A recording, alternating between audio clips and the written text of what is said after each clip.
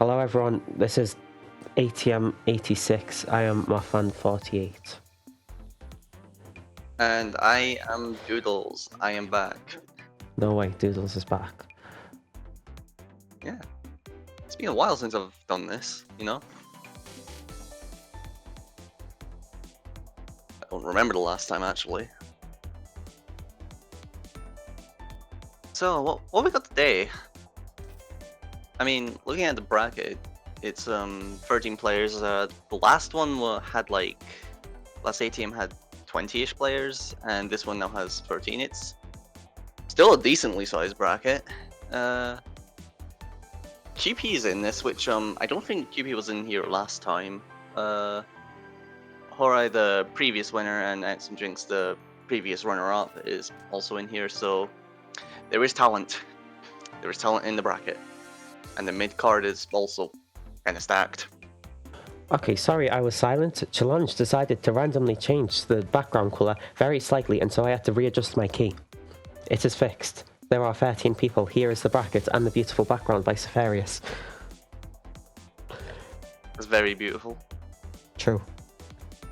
Reminds me of the star Rigel. Love that star. Pretty good start,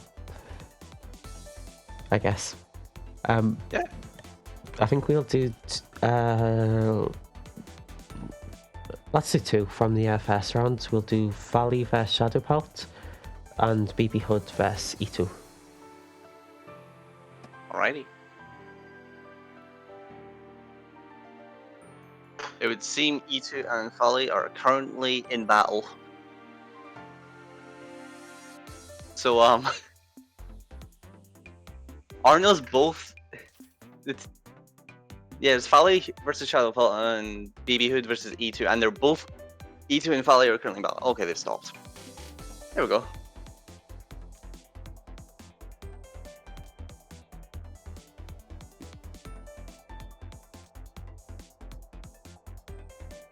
Meanwhile, We Are Dead's also here. Say hello to We Are Dead. Hello, We Are Dead. There's also... We're waiting for Shadowpelt to arrive in the lobby.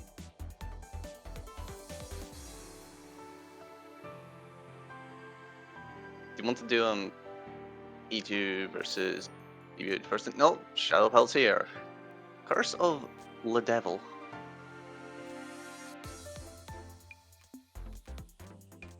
Give them a hello emote. I'll join you.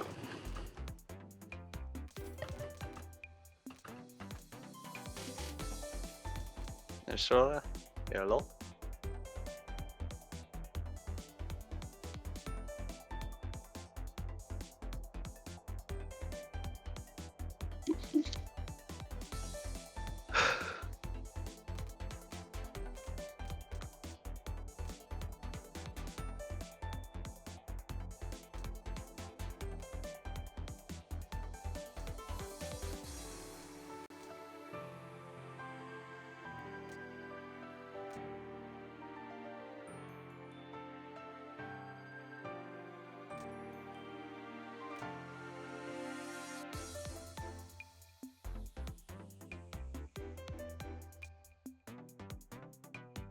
I always sit here and wait.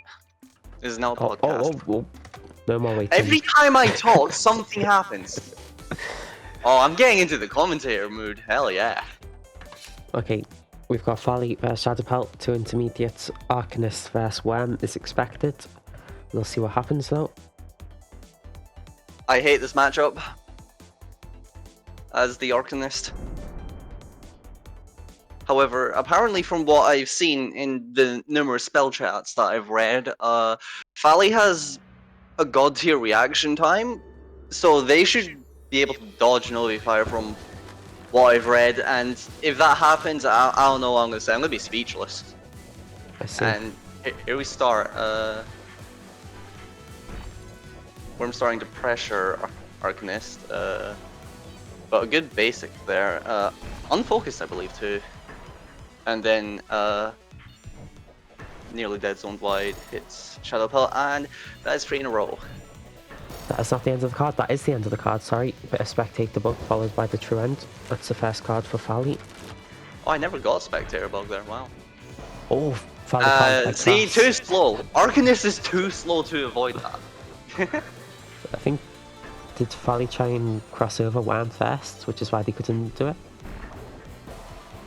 That is... It's like you're not able to like press debuff or be holding wide if you think they're going to Novi Fire.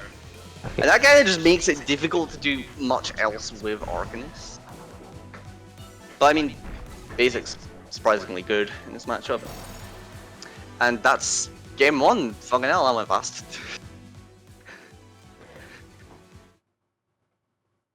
And we're immediately into game two. How fast are you editing your graphics? Fast enough. That's another wide hit for Fally, and that's another basic that catches Shadow Pelt out, and that is a laser with Moon right above you, and that was a fake clock on my end. Yep. The clock nearly hit. Oh, Fally caught by the Novi Fire. And seems like Shadow Pelt's dead zone in here, both inside each other's dead zone. Oh, Shadow Pelt backs into a wide, and that is another card. Just one more for Fally to take the set. That's 3 cards unanswered. Oh, and a clock. Oh, this is not good. It's the Moon in time. Oh. Wow! Shadow Pelt actually makes it out there, but there's no real way out. Death Toll was coming anyway, so that was a checkmate into a run-in basic. It's a good wide snipe from Shadow Pelt. The Novi Fire is just not it, and there's the basic punish. It's possible to do. Oh, this is going by too fast. I can't commentate this in time. And that's the miniature basic punish is much easier to do than the unminiature basic punish, but that's the first round. That was a quick one.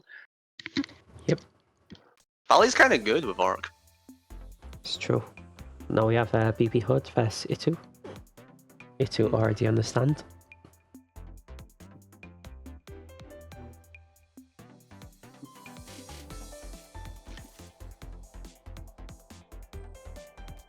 Goodbye, Shadow Pelt. Happy to see you around.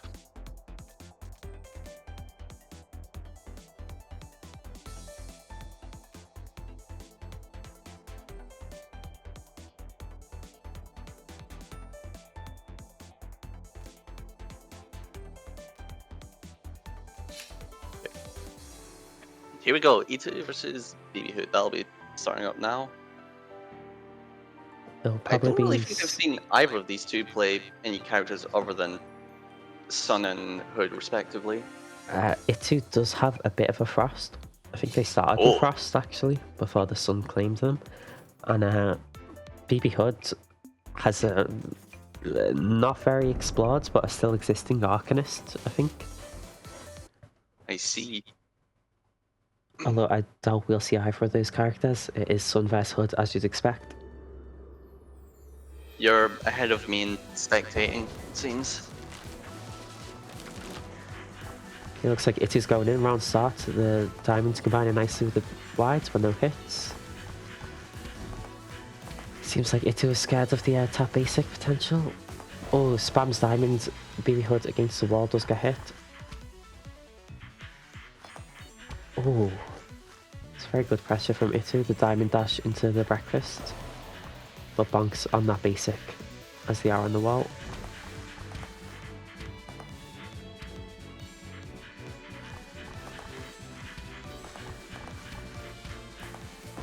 Okay, that is Vanish gone for BBHood, and that is a heart gone for BBHood. Okay, a diamond dash in from Itu, who has to burn Novi Dispel to get out the way of those kunais. It seems like a lot of usage of double basic and triple basic from Itu. It's a bit cornered here as the walls are closing in. Manages some very nice micro, Itu does, and gets a hit right afterwards. Up to a pretty good lead, 3 hearts to 1 to Itu. Both offensive well, doesn't matter. Both defensive specials were down there, so yeah. Now we're on to the next card, which E2 scores a hit on BBHood to start with. Tries to catch BBHood out with some tricky diamonds, but instead get hits for it. Casting diamonds causes you to be very slow, so it can leave you as a sitting duck. BBHood again caught out by another basic from E2, and I believe that was diamonds there. Last heart for BBHood expends Vanish and dies to what looked like nothing on my end. Imagine a wide. Oh. And we're straight back into it. Okay, but I've played this. I remember playing this matchup a little bit when I had played Sun for a tiny bit, and I think E2 has a bit more of an advantage than I did here because this is, I believe both these players are from the Americas, and that means this is more of a low MS Hood, which I've been told is easier to deal with. And you could I mean, also argue for Sun that she benefits from high ping too, so sort of balances out, I reckon. BBHood takes, I believe, their first card of the game, of the set. That's right.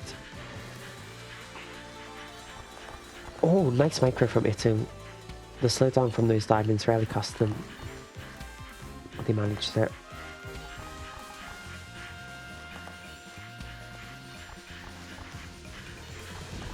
Once again, casting diamonds from far away, it's only enough for 2 layers of diamonds, and it's just doable to pass through with Vanish, I believe that was.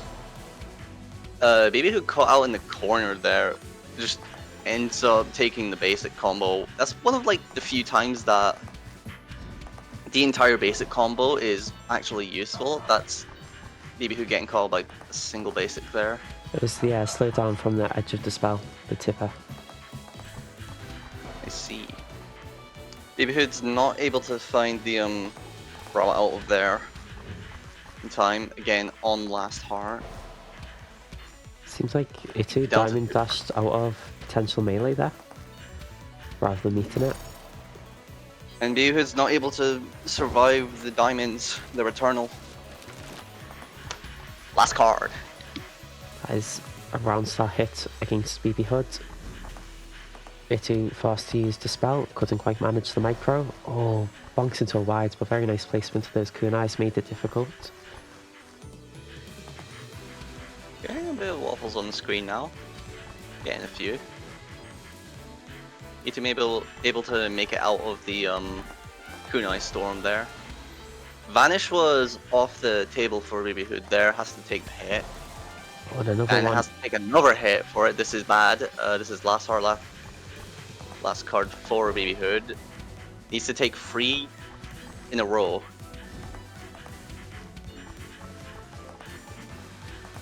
Getting a bit of waffle balls here. There's clear gaps though, and E2 is pressing that diamonds button. Cannot micro through the kunais. It's last heart, last card. The lead has vanished for Itu now. Oh. And there's no vanish. E2 takes it. That's 2-0 for Itu. It's pretty impressive. Yep. I think BBHood has the most experience out of the two, so a bit of an upset. Yeah, I'm not exactly sure what the upset factor is. That's for mathematicians to understand, and I'm not one of those.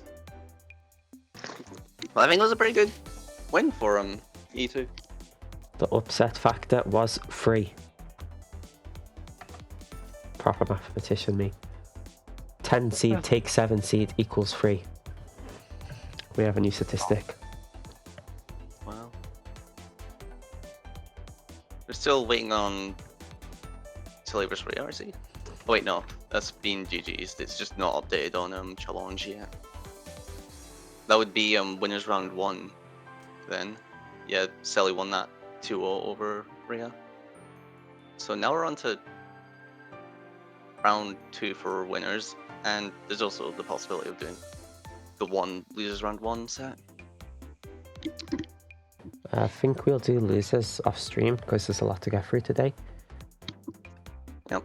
That's alright then.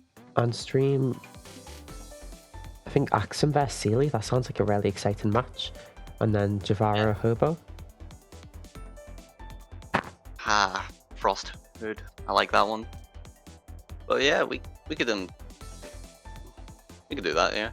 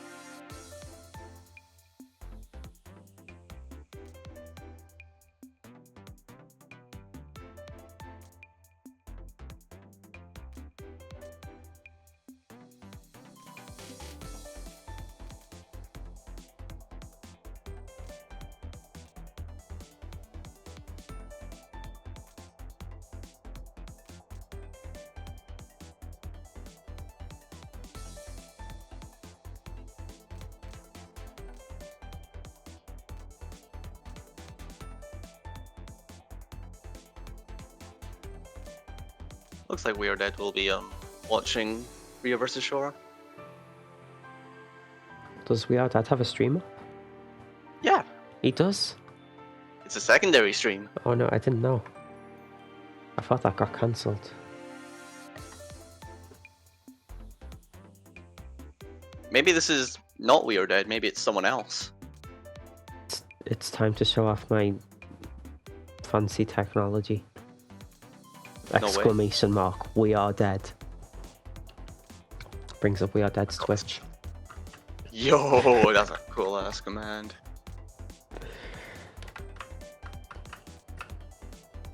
You know, like every stream, that doesn't work with me, I'm sorry. What the fuck? Okay, we are ready. Axem vs Celie. Okay. These two play literally every character in the game. It could be any matchup.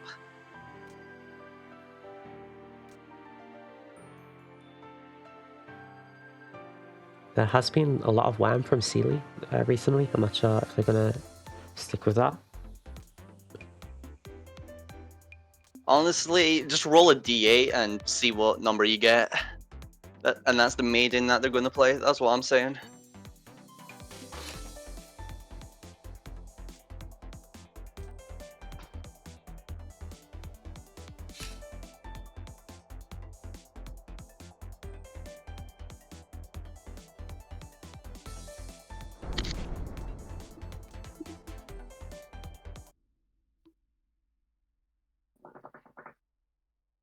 It is Frost versus Worm. This is the matchup that I typically play into Worm. However, I play it in the lamest way possible, and I don't think Axem is going to be doing that. This is the matchup I typically play into wham. Well, that's because you are a Frost player. I see. Okay, Axem is using a lot of micro here. Against the wall. Also, not really the place that you'd want to be against Worm, because it's harder to get out of no fire range if they use it, but Oh, nice we've got parry. parries on deck. And a quick focus basic one causes Celie to get hit there. Seems like the only basic with intent until now. The first one to get a hit. Axem baits out Novi Fire there. Oh, Oh, what a look snipe. Axem is microing through the basics very nicely, even when close up against Worm.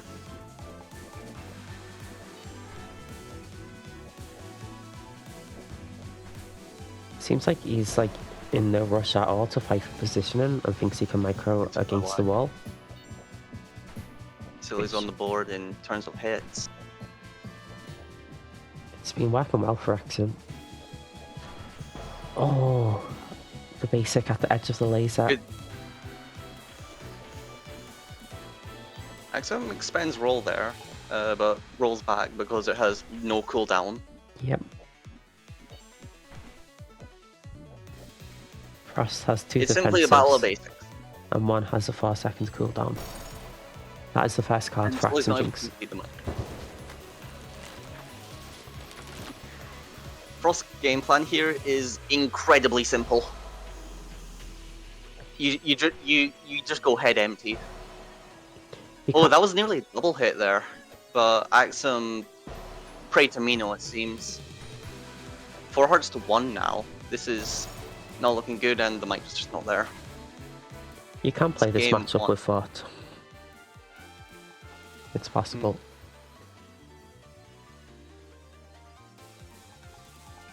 Shora is doing an anime monologue. What? Were you not looking at the Maiden at like the game chat there? There's No. an anime monologue. Oh, I see. I wasn't watching.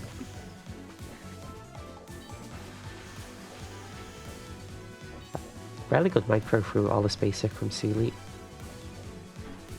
who is pushing in, trying for these hits, trying to force hits, but it's very I'm hard. moving to laser. Ah, no. Moved a little bit too much up. Runs at Celie, and so Celie then does Novi Fire, rolls, and has a basic hit.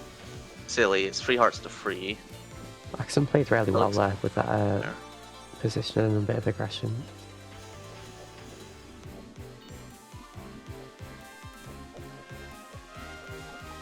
Wow. It looks like Worm has to play this so much harder. The Worm can choose to play in a similar sort of style to the Frost and just wait till min rolls. But Celie's rarely putting a lot of thought into how they're attacking and their offense because they rarely care about Worm's offense and they want to push it forward. 2 hearts to 2. Oh, very nice. Oh, Sunlight. You don't often see that in this matchup. Rolling into a fading Novi Fire to get the stun wave off. I've not really seen that before, but it makes sense considering that you're kind of slowed down after Novi Fire's invulnerability goes off. And again, Frost Basic is difficult to micro ad infinitum. Axem takes the next card and gets first blood again. It seems like Axem's kind of fine with just being like near the wall. His micro has been good enough to sustain it, so it makes sense. Maybe that's what I should be doing. Oh, that wide nearly caught out Axem there, but was kind of fast.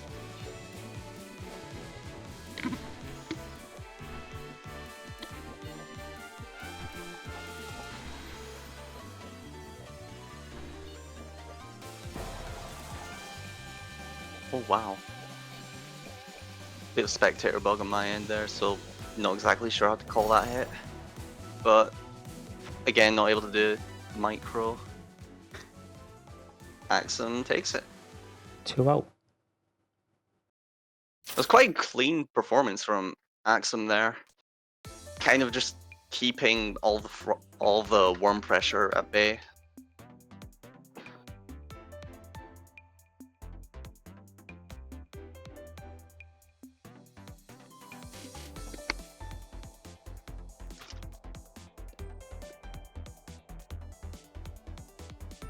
The other matchup we wanted to see was Jahvaro versus HoboDessert. That's right. I see.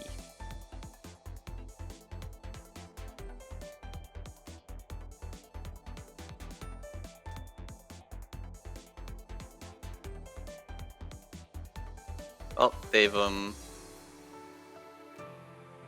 started on the mat. If you want to spectate. I do want to spectate. I want to see this. Yeah, because you're the one streaming. I like the game too. Looks like we're going to the Spell Awakened.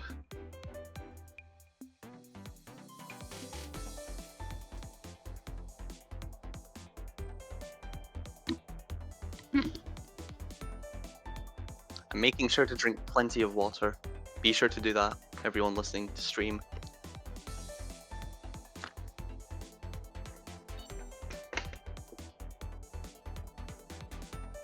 I've got a nice 2-liter water bottle, so I should be able to last the entirety of this tournament unless it has a 1-hour set.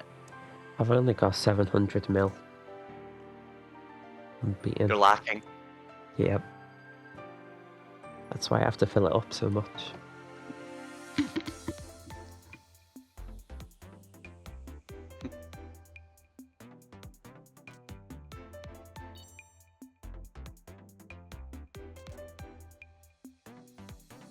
What else has been going on in bracket? Hourai 2-0'd E2, and Fally got 2-0'd by Kewpie. And Rhea beat Shora 2-0. I see. So now we started with Frost vs Hood. Jahvaro is back on Green Frost after the famously switched to Orange Frost on Minwalls and died. I'm not sure if they are still dead. Why did he do that? I didn't watch. I can't quite remember. I think he just like went evil. I don't know. Like he died? I don't know. I'm sorry, it's because I wasn't here. Okay, so Jahvaro is acting to play defensively.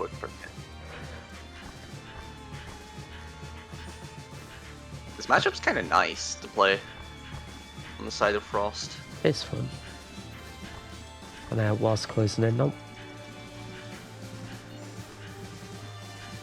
Just having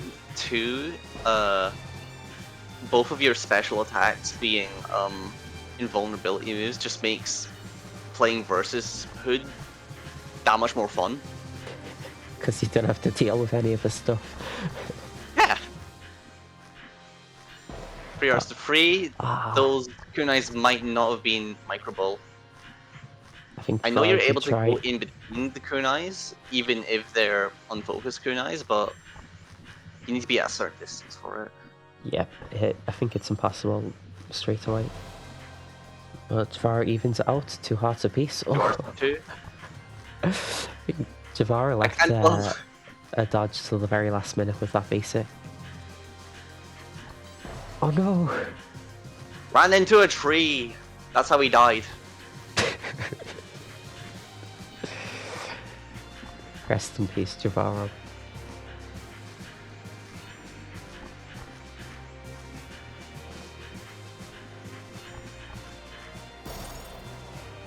Oh, caught by the wide laser. HoboDessert takes the first card.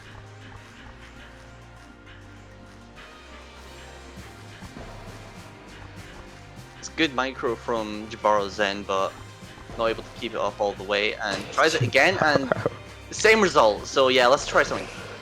And it worked. I think he had one available.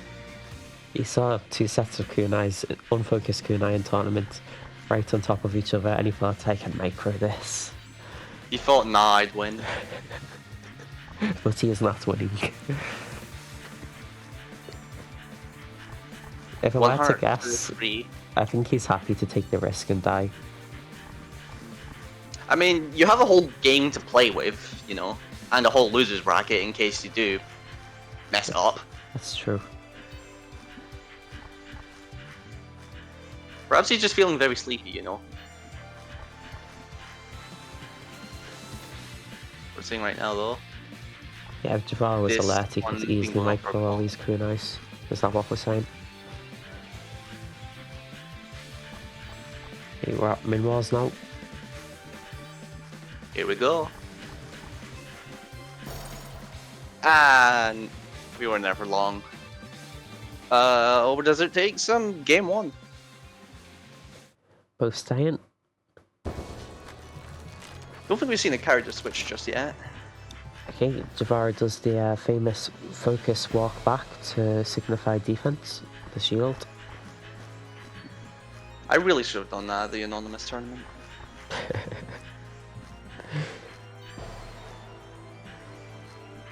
Jahvaro getting caught out by the wide laser again. 2 hearts to 4. It seems like HoboDessert hasn't had much issue right now. Just been playing their game. Jahvaro. Who caught by the basic storm there.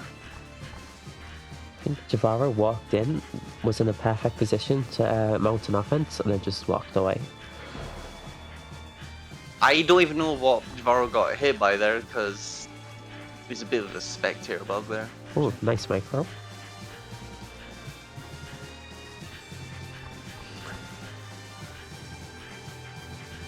Ooh. Oh, good routing.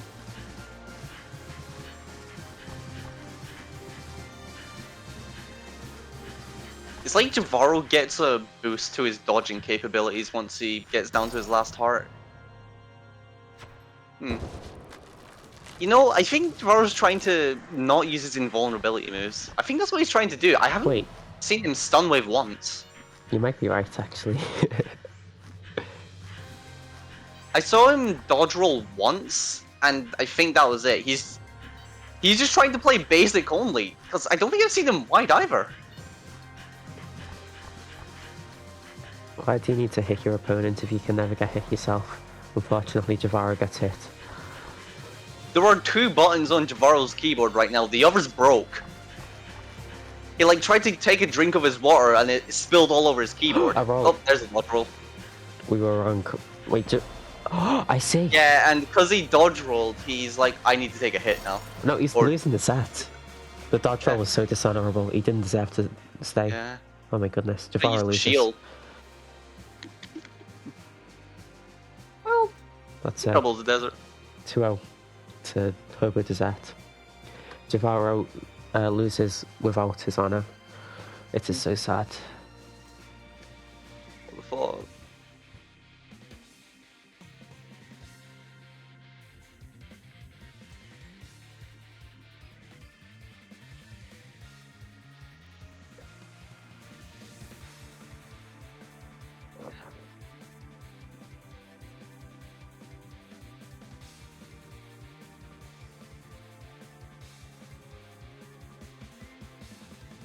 That would mean Jahvaro versus Shadow Pelt. Ooh. Oh my goodness, poor Shadow Pelt. Well, I mean, if Jahvaro keeps this up, then, I mean, you kind of want invincibility versus Worm, don't you think? Oh yeah. I'm not really sure how that'll go. I think we're still waiting on all of losers. So we'll have to go forward with winners, starting with Kewpie vs AxemJinx. Maybe Jahvaro had to go AFK. I see.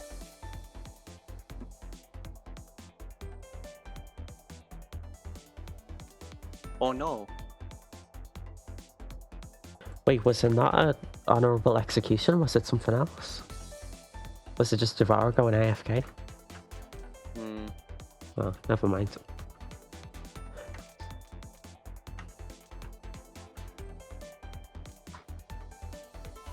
Honorable in defeat.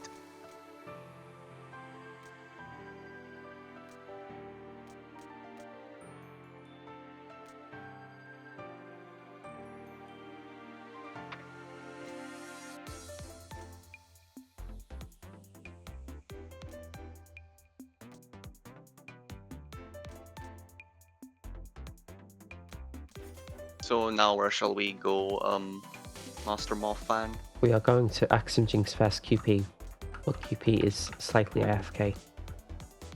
I see. We Are Dead has left. I guess that's as much B-side as he can do. Or something. Oh! There's Axem and Kewpie on the map.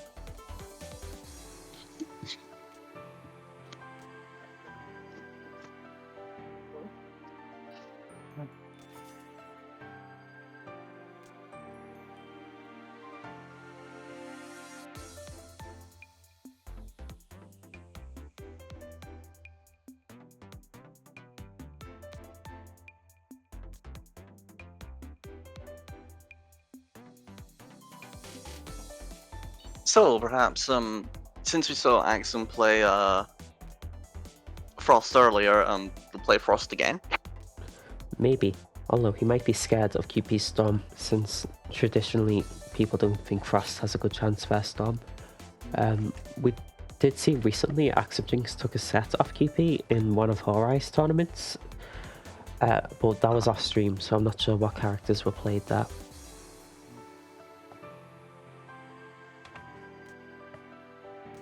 Kewpie is also like another person who can play literally any character, so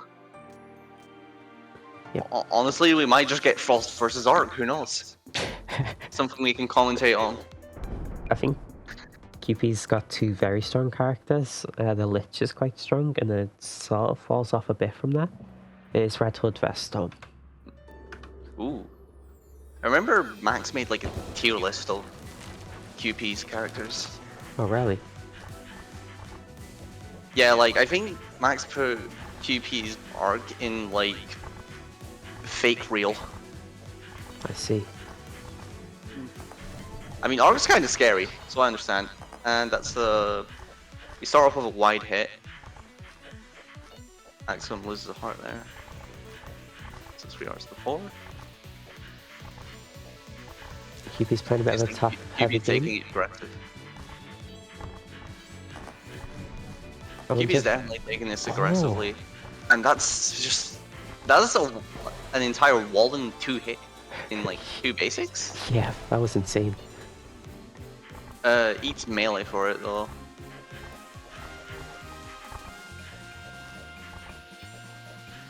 I think is Kewpie waiting until he get a very good opportunity to wall quickly and trying to surprise Axem, maybe? Maybe. Or maybe they'll wait until mid walls? That was a sudden melee attempt there. I think Kewpie is just trying to go in. This style is kind of unusual. I'm not sure how effective it is. So it's hard to say what's Well, going so on. long as you can dodge, I'd imagine it's just like incredibly good. Oh, nice. The basic Wow, of that's Storm and a clone combined in melee to catch Axem. It's 2 hours to 1 though. Kewpie's on their last heart. Well, now they're both on their last heart. Next hit is the card taker. Kewpie uses flash step right there. Axem still has vanish. So you could say this is advantage to Axem. Although Flash Step is nearly back. And here it is again. Oh, Kewpie bouncing Doesn't the use light. it though, gets caught out. I think that was by a tree. Yep, Looked like on my end, yeah. it's getting close there.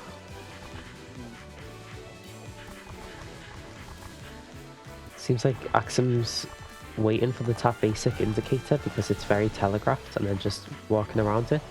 Ooh. That's another tree. Oh. Hashtag save trees. Not quite a wall, but still AxemJinx is caught because some very heavy micro was required. That time the It's wall is intimidating. complete. A vanish is banned. Oh, good movement from Axem. Can he make it through? Just about with the use of focus, but now this is checkmate. Oh, Axem's at risk of getting checkmated again. Does find the way out. Kewpie attempting these charge basics in melee and now the tap.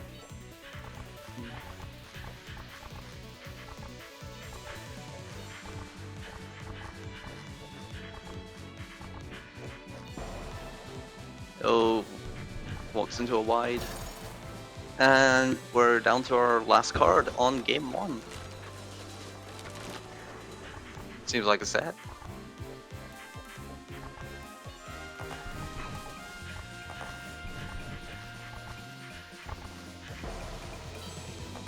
Ooh, that looked like good pressure from the Red Hood end, but just gets caught out by something. I think it was just an uncharged basic, and then gets caught out again. That's 2 hours to 4.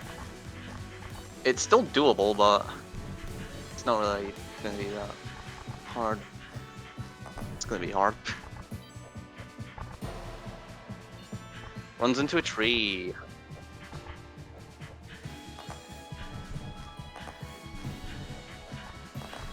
A gap will eventually form there. Axem's able to see it and makes it through. This is difficult. This That was was checkmate probably a in the end. vanish. This is probably a vanish type beat. Now this Yeah, is very oh. difficult. So Kewpie, Yeah, you just have to use it there. see There's how no defensive special. No defensive specials on the field. That is a hard word to say. defensive special. Maybe my mouth is dry. I need to drink some water. Oh, just suddenly sandwiched between all ends there is QP. 1 heart to 2. Axem needs to take 2 more to take this game. It's a hard task, but it's still comebackable. Oh.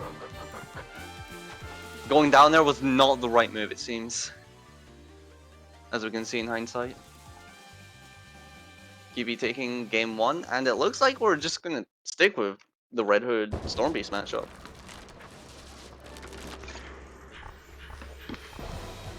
Seems like QP's prepared for it. And takes first blood again.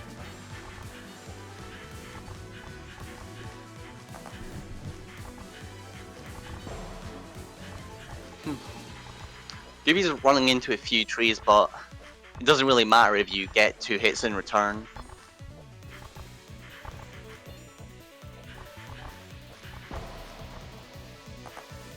QP's just forcing Axem to move in ways that is not really good. Oh, that was a bit of a bonk there on QP's end. But yeah, QP is just forcing Axem to move in ways that they don't really want to go with all of these railguns and uncharged basics. And alongside wides, this is like a little bit much to deal with, I'd say. It's very aggressive. It's a very aggressive way to play this, and it's working out alongside the more patient walling strategy. QB takes the first card. I think it helps that because the walling's less frequent, Axem's less in the rhythm to dodge it, and maybe not as expectant of what's coming and using less anti-walling movement. Especially with how like sudden some of them have been.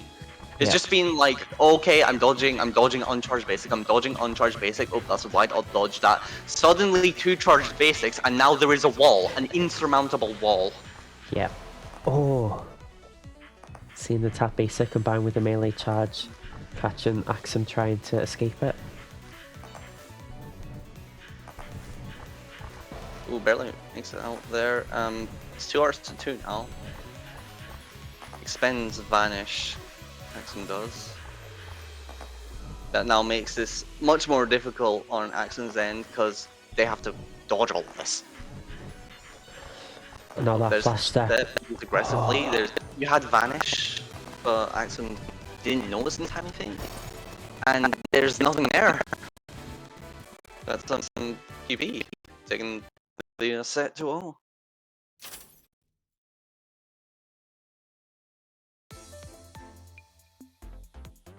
Okay. I feel like that's the most aggressive I've seen QP play. Yeah, it's that style I'm used to.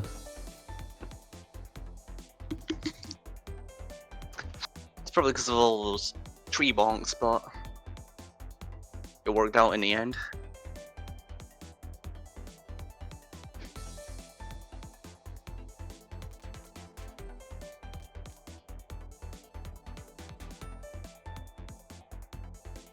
So now what? Hobo versus Hourai? That's right. Roger Dodger.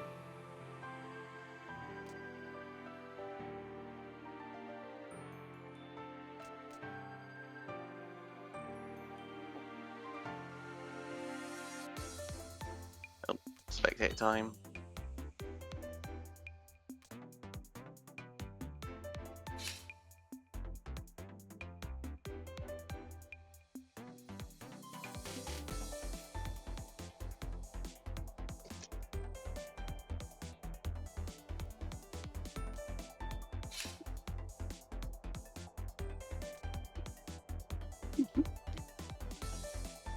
Good luck and fun shall be had in the Sun versus Hood matchup.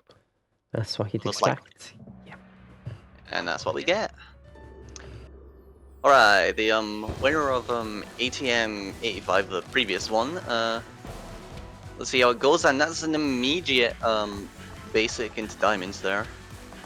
Hourai's actually Quite the winner of the start. last 2 ATMs. Last two? Last 2. I didn't look that far back. Can we see a freebie? Has that been done before? It's been done 4 times before, twice by Eiley, once by Maiden, once by Kewpie. Damn. Let's see if we can join them then, shall we? Oh. Some tight movements from Hourai at this wall. 3 outs to 3. And the wall is pushing Hourai forwards, they are closing in. Oh. And now the pressure starts for Hourai, which expends both of their defensive specials. So it's pure dodging here. And HoboDessert barely caught out by the basic there. Can't dodge through the diamonds because there is no vanish on the table. Diamonds are incredibly hard to dodge, as we can see. That was 3 hits, that card, right? 3 hits from diamonds? Perhaps. I don't know. Caught by the wide laser. 3 outs to 4. Oh, very nice timing of that that was- dispel. That was a very, very good dispel, because not only did it let Hourai survive the hit, but HoboDessert actually gets hit in return.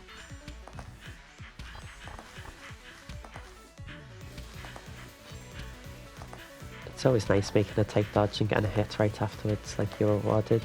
I wonder if we'll see any diamonds. Oh, very tight. HoboDessert does use Vanish to get through all that. Oh, it was greatly encouraged. Gets hit right afterwards. Oh, bonk on the wide, 3 hearts to 1 to Hourai. And that's game 1. We see.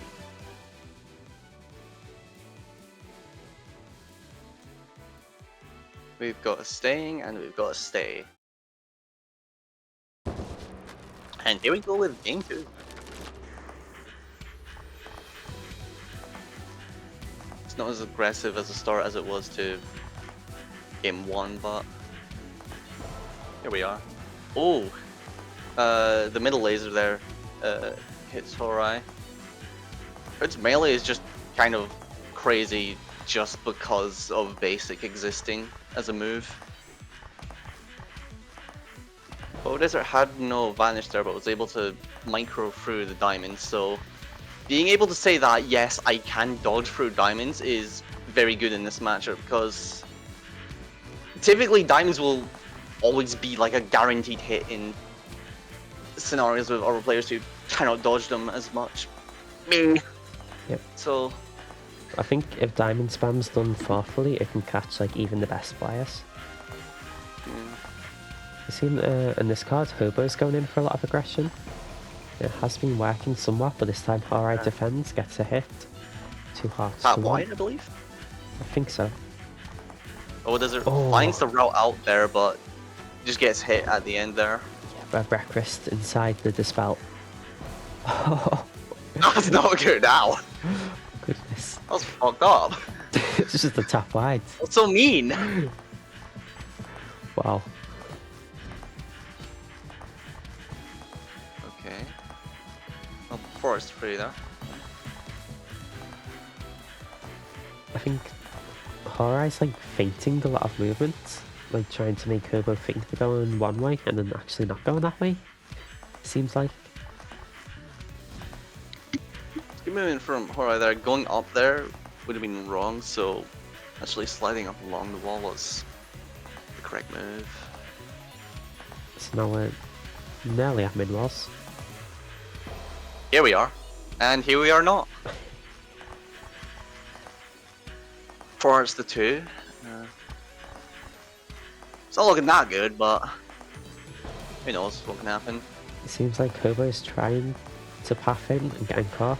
Oh, Fires a 4 heart comeback. Manages to run through the diamonds there. That's good. Forced to vanish there. That's not as good, but it's no more defensive specials. And trying to back up to dodge diamonds runs into a wide that was almost entirely off the battlefield limit. Alright, takes that tool then.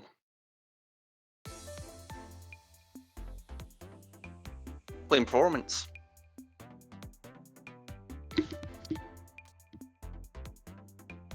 Okay, next we'll move on to losers with Jahvaro vs Itu or Itu. Oh, Jahvaro's in a game. Jahvaro's in a game. Yeah.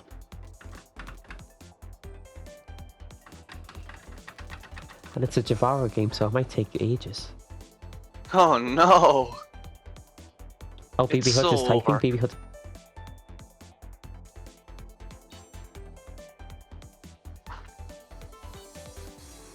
Okay.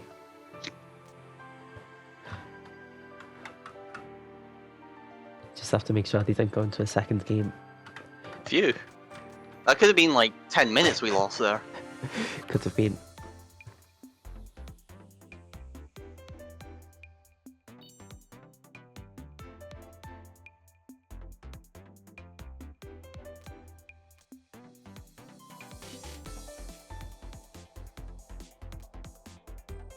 And here we go. Frost vs Sun.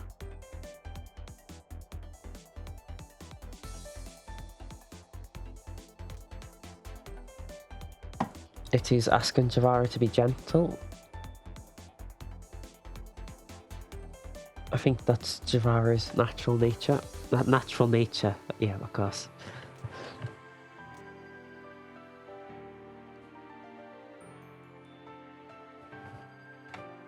Honestly, I'd take that offer. And you can tell I'm not a kind soul, I would take it. Guys, you know I beat Jahvaro in ATM 86. I've already taken the game off him. Don't need to do any more. A set. Yeah, but if I can Then take you'd have one a game, then Jahvaro that means I number can of take them one. all. Imagine having a Jahvaro number of 1. I've taken the game off him, that's all I need. No, but your Jahvaro That's number's still 1.5. 2, isn't it?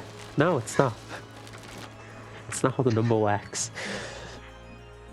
I've beaten Hourai, that's a Jahvaro number of 1. No, that's 2. Is it? Yeah. Hourai's not Jahvaro.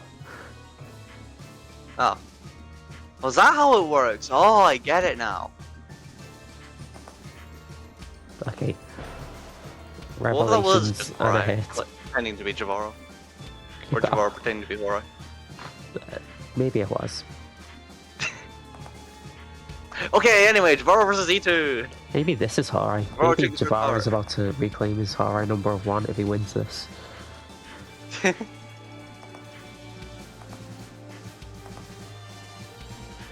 Oh, that was unnecessary micro, but it looked very cool. That's going in the dodge compilation.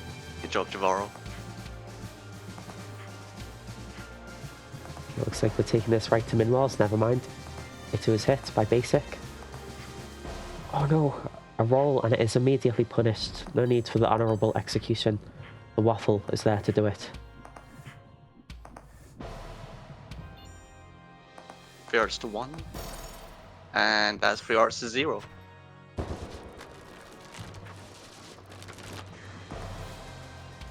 Itu caught on the approach with a focus basic.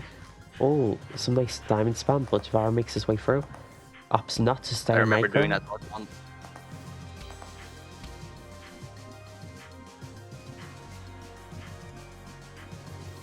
Okay, walls closing in, Itu is pushing in, gets stunned. And Go that's- dispel. You don't really want to be near Frost in that way, but like, here we are now.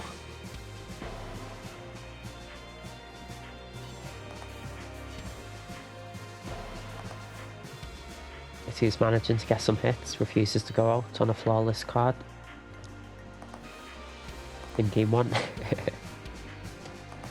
It's not quite going out. It's just going to game 2. And Itu's trying to delay that. We got some drama now. We do. No way.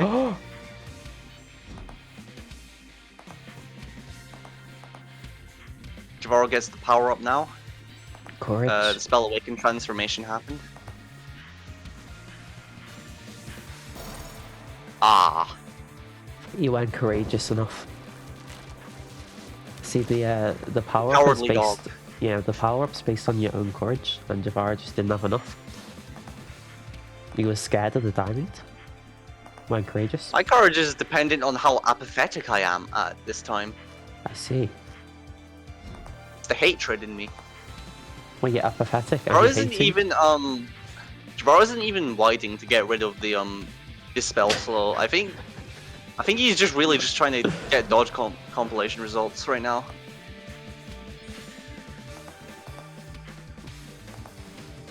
Jahvaro compilation. Who would make that? Oh, there we go.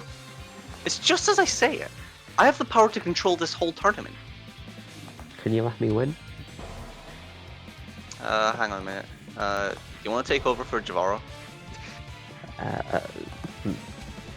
We'll see. We'll see.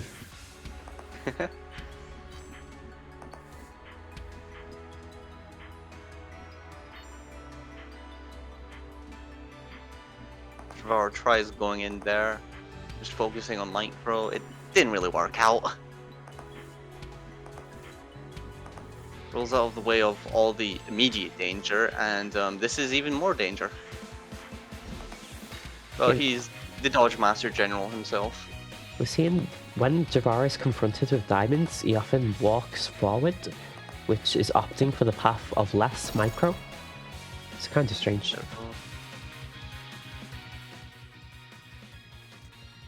That's game 1 to Jahvaro, both staying. There we go. Oh, we got a bit of spectator bug there.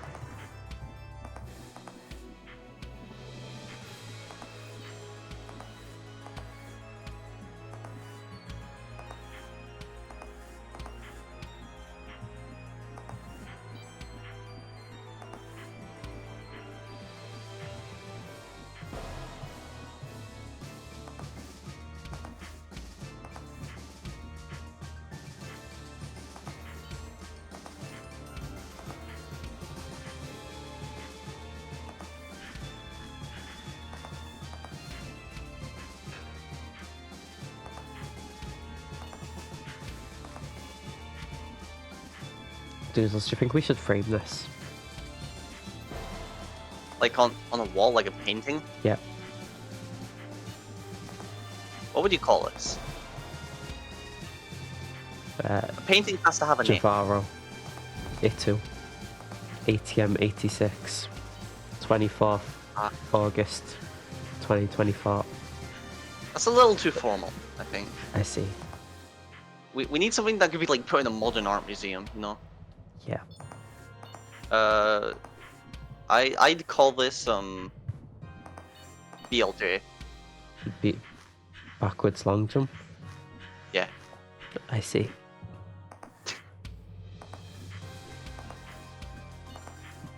You want my explanation?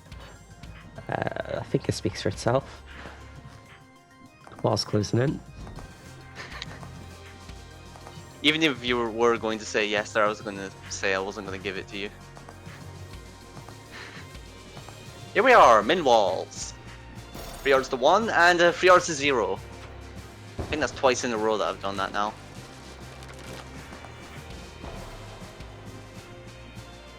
Okay.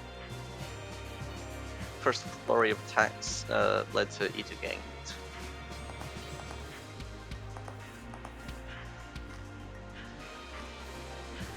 Jahvaro opts to go backward there when forced to commit with the Sun Basic there, and there's the dodge compilation.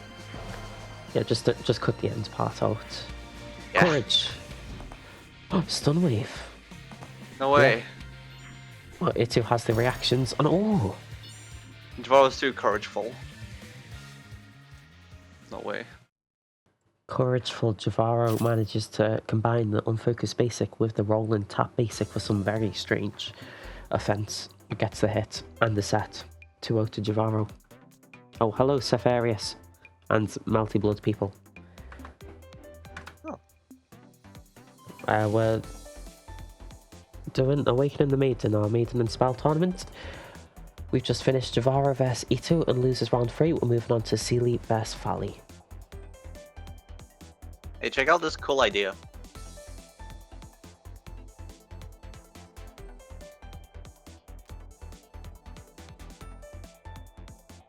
2 emotes called Cool Idea. Wait, what's your idea? Cool Idea. What? Wait.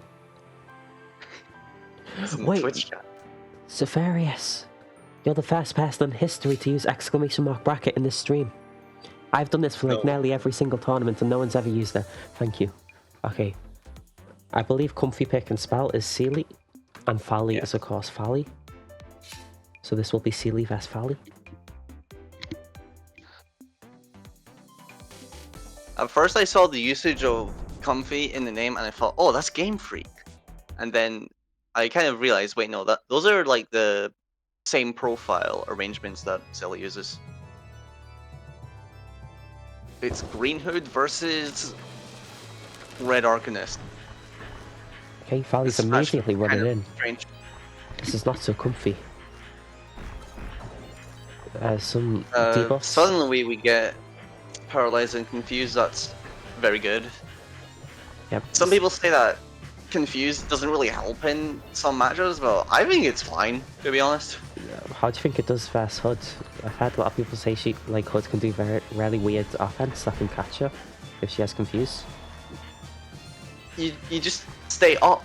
You just stay up against them. You just say, okay. Then you just can't. Then the basic will never hit you if you just stay up. You know. Okay, stay up. Fally got hit by a like 45-degree angle kunai there. Oh, which- nice movements from Fally. Oh, that was the widest kunai in the world. Yep, yep. I think our focus gets a bit wider. I think the highest level Red Hood I've played recently would have been like Verse when I decided to like open up the game a little bit, like a couple of weeks ago. Yep. I'm not exactly sure how much different Celie's is, but I know Fally's like probably better than me, at least in some ways, maybe all, who knows. Fally is very good considering how new they are. Whoa, very nice micro for that basic and kunai from Fally. But Fally's really good. They've not been playing too long, but they've already climbed very high. Oh, why couldn't it be me? Some people have all the luck. You have to cheer them on. Can't be great, it's so sad.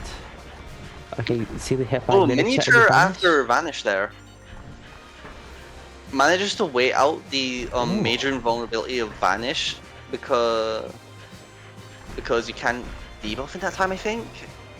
And then hits a debuff in the minor invulnerability section of Vanish, which is very good, but that is a difficult micro to hit, so Celie takes game 1. No flashbangs this set. Celie immediately rejects the flashbang. Oh, clocked in the corner. That's very good. But Moon isn't We there. get no Moon punish of it because it was a clock right after Moon, but still getting all 6 debuffs is really good. Sorry, Celie Isn't had able some. to do much off of it though. Celie had some nice narrow movement around that Moon. As the was Once you get all archers in. 6 debuffs, you have to get very aggressive with how you play. Whoa. And it wasn't really enough just to like hold wide. I think you might be able to melee Hood. They're just like very fast, so you kind of need like all the slow and paralyzed ticks, you know? Yeah, or you could corner them like that, I suppose. I imagine a basic there would have done I mean, more. every character could melee then. Fair enough.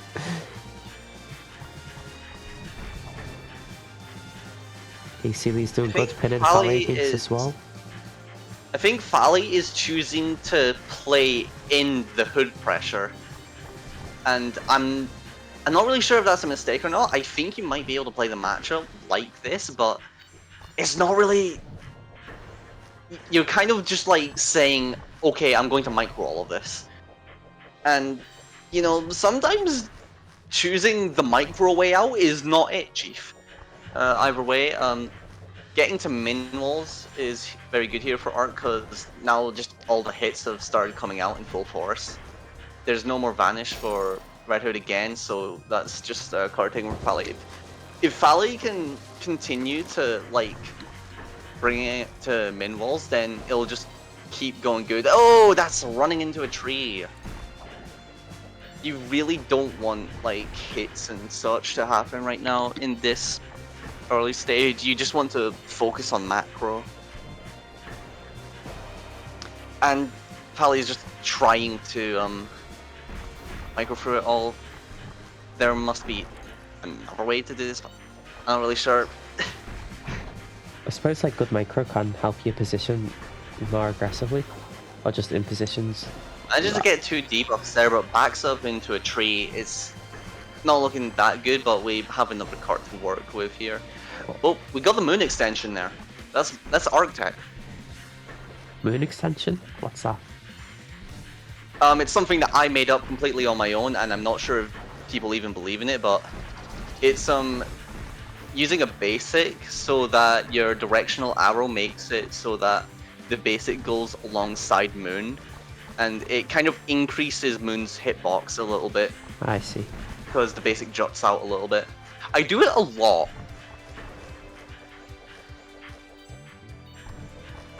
It's quite hard to see the green in take this. 4 hearts here. It's looking difficult, and oh, that's not good. Oh, Celie's taking 2 quick hits on my even. Suddenly it's last heart. It's last heart. Fally just one more heart to bring it even in the set. Fally's focusing on more of a macro playstyle now, and it's working out very well. There's Death Toll. You probably just want to clog there. Nope. Okay, fine. Right, clog then, I guess. Some good movement. Doesn't choose to do any debuffs while. Oh my goodness. While Celie was in the way. Crazy ass micro, and Moon's just there. No vanish. Vanish was on cooldown. Bloody hell. Bringing us to game 3. Is that our first one? Is that the first game 3? It is. Yeah. Wow. And runs into wide laser. Oh no. Not the best start in the world, but who cares? Do you think Fally benefited more from Flashbang or min walls? I don't really know. I see. Fally being able to micro Hood's stuff is very good when it comes to that. When it comes to having to micro. That's probably what gave him the ability to win that game. I'm imagining now the nerves are kind of playing a bit of a role now. Yeah, runs into wide laser there. Something I've noticed that Fally isn't really doing much is that he isn't using clock. He isn't using clock defensively much.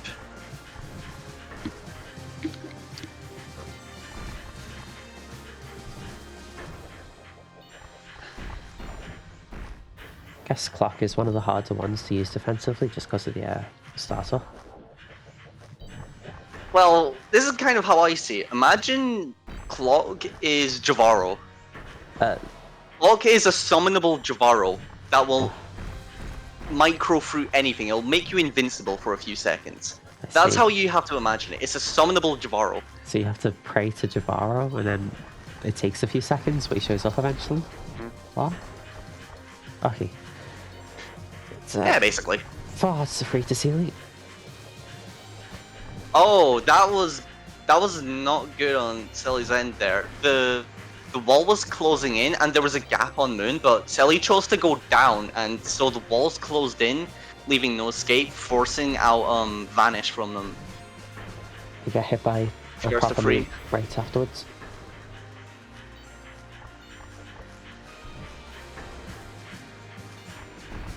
That was a moment where hesitation was kind of not that good.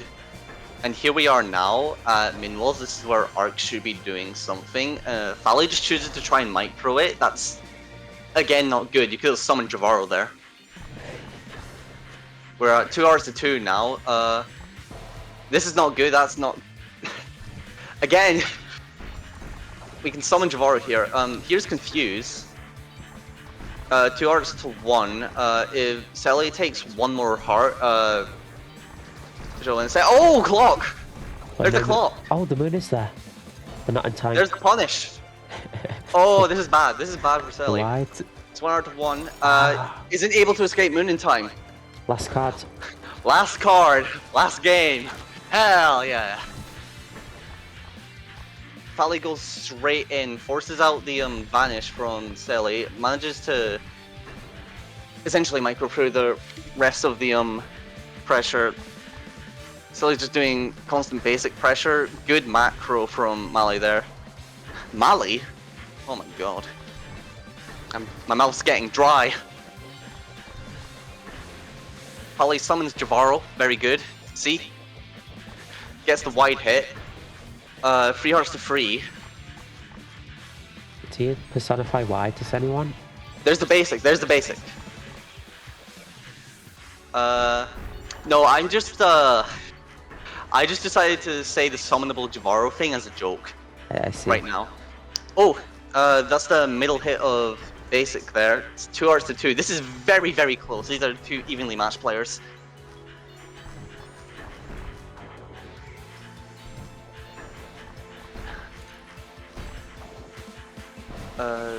Fally faster bunk. Here we are again. 2 hearts to 1. Chooses to micro basic at the right time, does Fally. That was a very scary one, and Celie takes it. Fally moved downwards into focus kunai there, wasn't able to micro through it. Oh, that was a good set. Yep. And now we're moving on straight away to AxemJinx vs Jahvaro, a bit of a classic. I need a moment. I just talked so much. I need to summon Jahvaro though.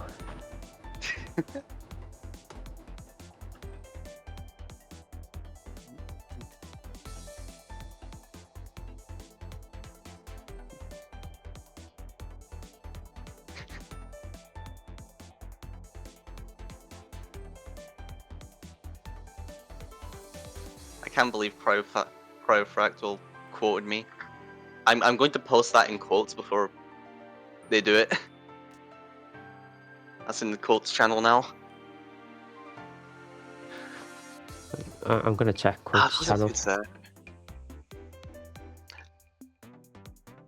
Fally's micro was very good, but hood pressure can sometimes just be unmicroable, even for Jahvaro. We saw that earlier with the HoboDessert game.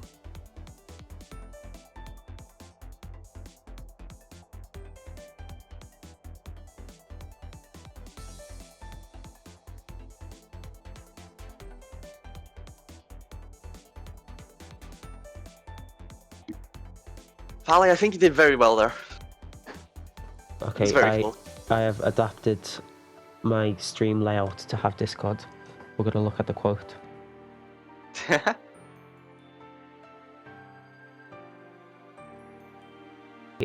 Oh no, it's too big, it's too big.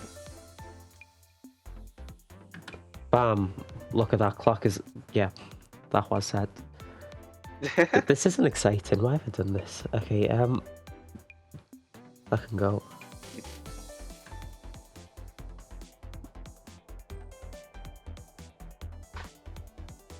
Jahvaro and Axem are on the mat, just so you know. Often. I did not see them. Sure. They moved Matt. Now Jahvaro needs a second. Why did they move Matt?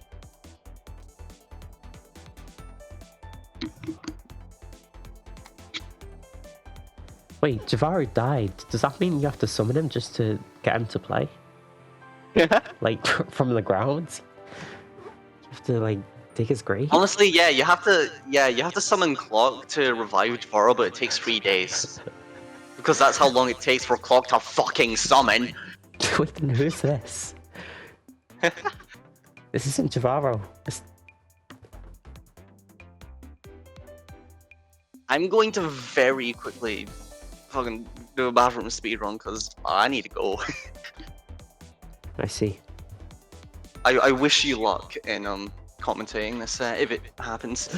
Fractal, I assume he has been buried by people who care for him.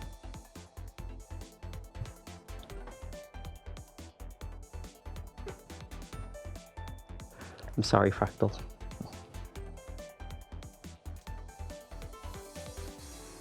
Okay, we're still waiting on Jahvaro.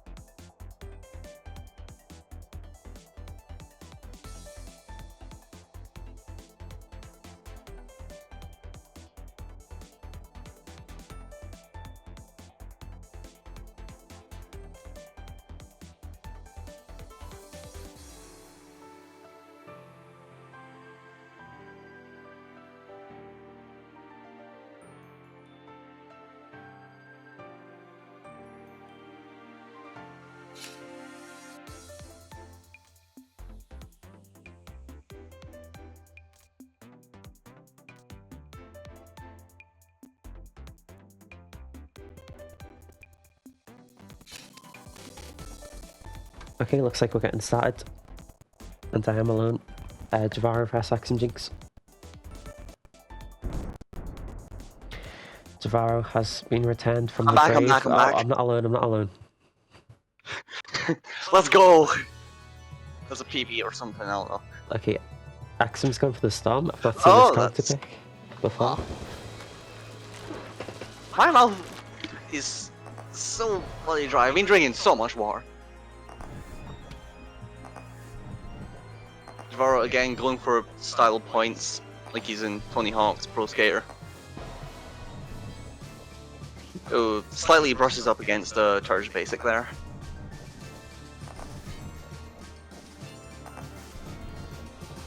Three yards to free. See, Jahvaro did use a roll.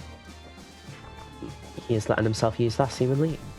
It is sort of necessary for Storm, or Wall and Storm anyway. Walls are closing in.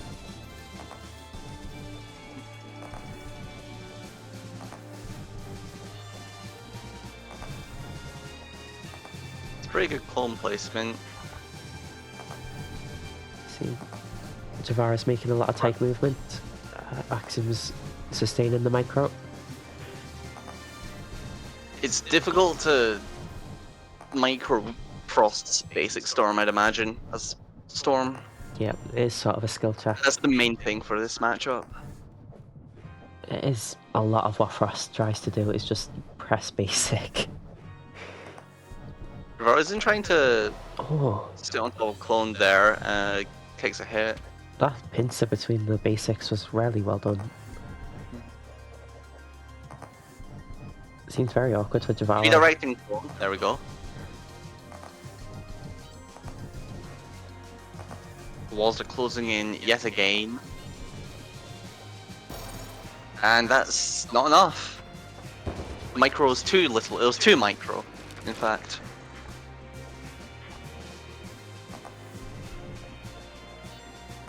Charge basics are set up. It's not enough for a wall just yet.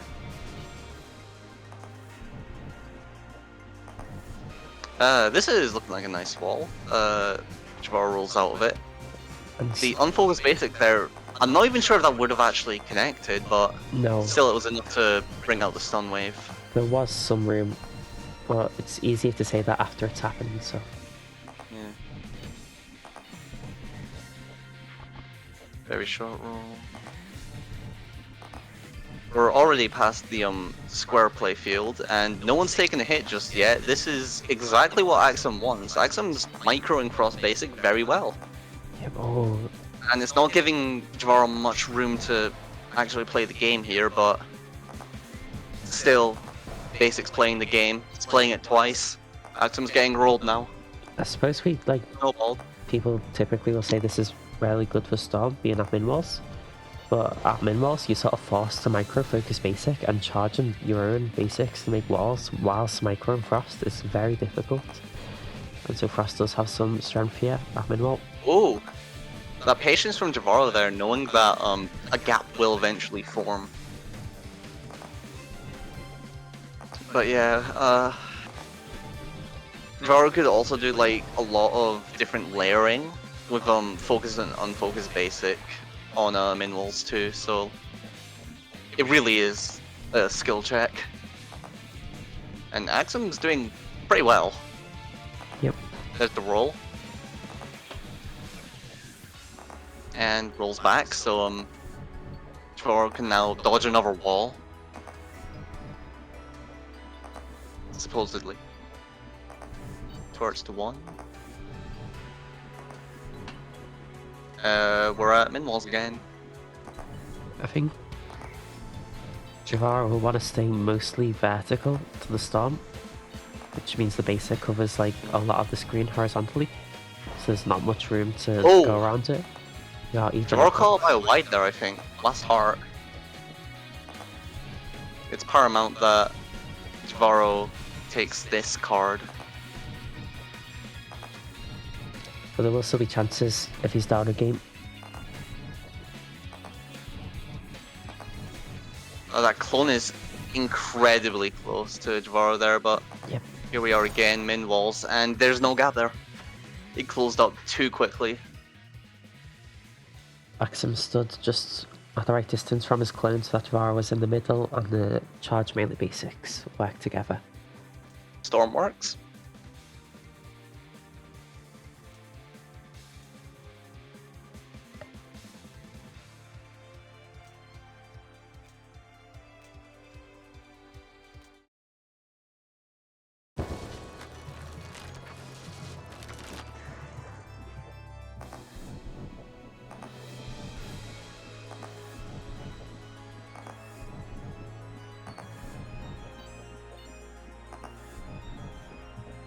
With the field much more open at the start, it's a lot easier for Storm Beast to just move around and control whether they go to min walls or not. Jahvaro forced into that stun. Stun wave there, better than dodge roll, because dodge roll could have just made you go into an unfortunate wide position. The drawback of stun wave in this matchup, though, is that you can't really stun wave for a fully charged basic.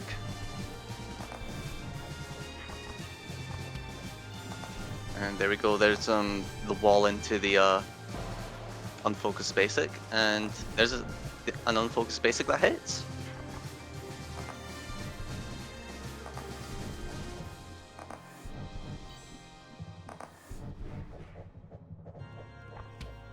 Oh, stun wave. The rare stun wave.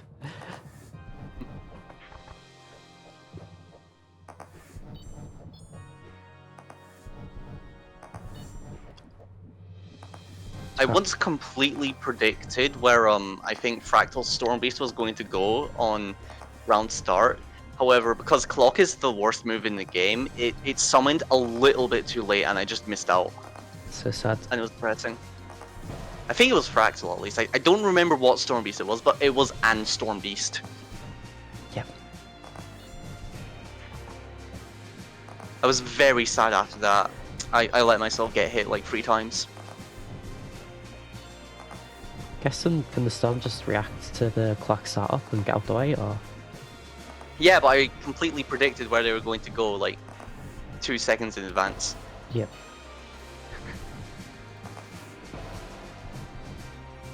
You don't know how much protagonist energy I used on that. It was all wasted. Yeah. What the hell? I'm going to have to find another rainbow in the wild now. Towards the one.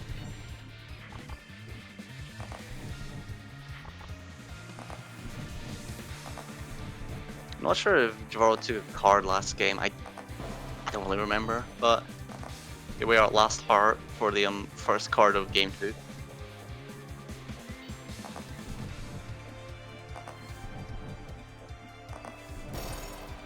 Oh! Isn't able to micro. Jahvaro takes the lead for this game.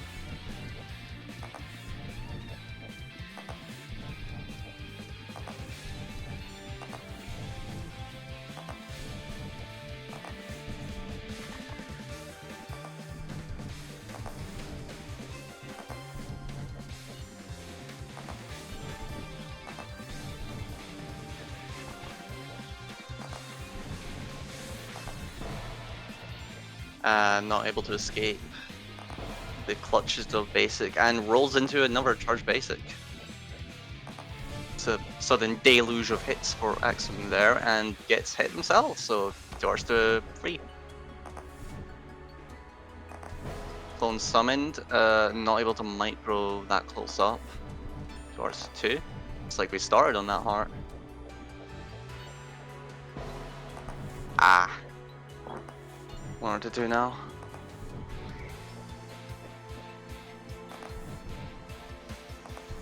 Redirects clone, that's very nice.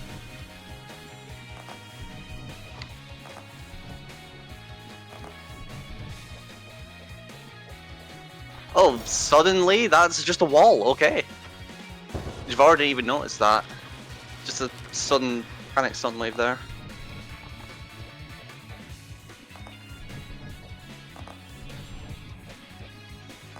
Last card. Here's a nice little wall forming, and the unfocused basic there forces a dodge roll out. It's not the biggest issue in the world though for Frost, because it's already back.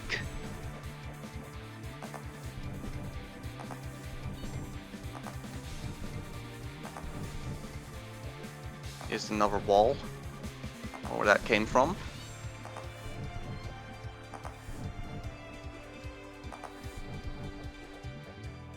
Oh, the walls closing in there nearly destroyed Jahvaro's heart and soul there. Here we are, min walls.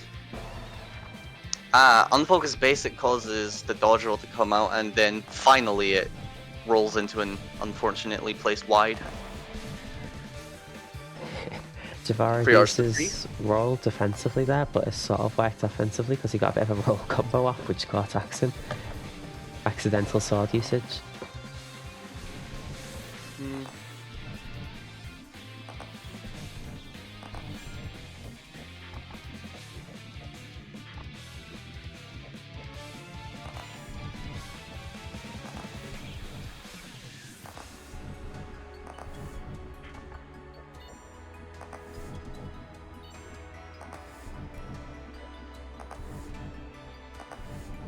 There was a sudden usage of roll there, it got a bit dicey there for Jahvaro.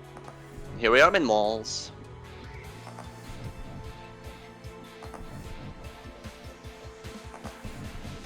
Oh, this is playing it risky with those with that wide movement from Axem there. And it nearly pays off, but it doesn't because Jahvaro is eternal. These rolls from Jahvaro are amazing. I think he suddenly decided that he wants to win the game now. He's not attempting some of this harder movements, opting for the roll instead. Yeah, the dodge compilation video finished. He got enough footage. Oh. Roll, it's not enough. I wonder if roll stun wave was what he was looking for there, because there was just another... There was a half charged basic there. 1 heart to 1 heart. This is important. I think a stun wave would have worked there. Jahvaro needs to take this. Needs to take this heart, or else he's out of the tournament.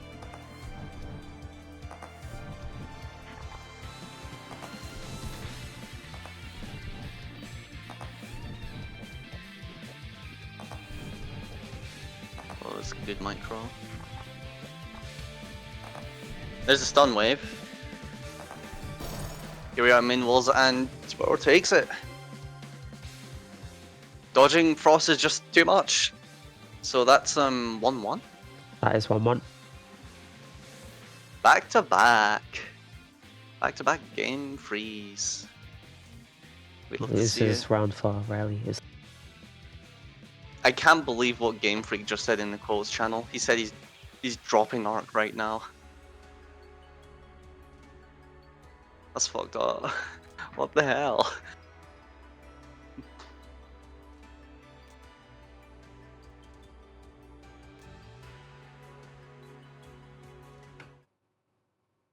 New overlay. Look at this, dropping off right now. Back to the game.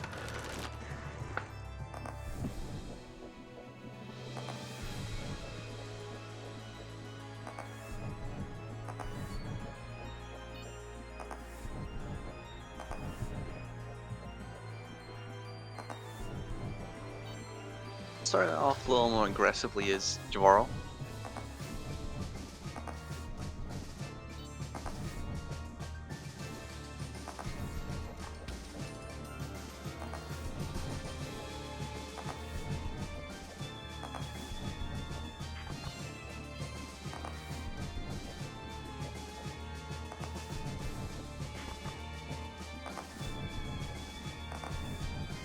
And we're already at min walls. Premium expert gameplay right here. Oh, that's... I guess that's just random melee. Okay. Regards to free.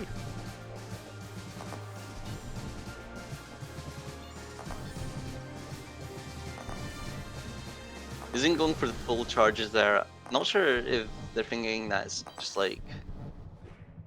would have been too difficult to micro through everything there, or if they're just like mistiming it. Who knows? Again, min walls. That clone is in a very disgusting position, but it dissipates at a pretty inopportune time, I'd say. Jahvaro scores the next hit. Axem is caught with the basic. Oh! 2 hits in a row. Oh. Redirects the basic. That's absolutely disgusting from Jahvaro's end. Yeah, sword play. Well, not actual, not the move sword play, just play with the sword. Playing with his food.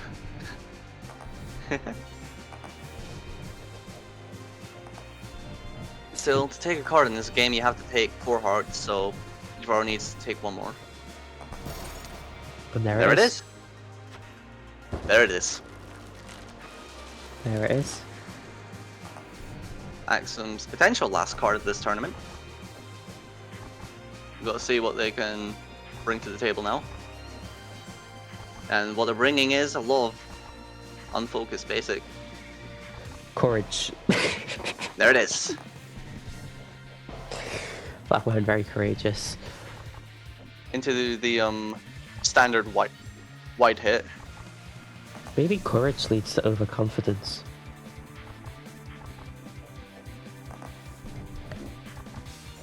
Well, I know hate leads to suffering, so that's what Yoda told me. Ah. Did he say anything about courage leading to overconfidence? I don't really know. He just Okay. told me that hate led to suffering. I see. And I didn't really get it.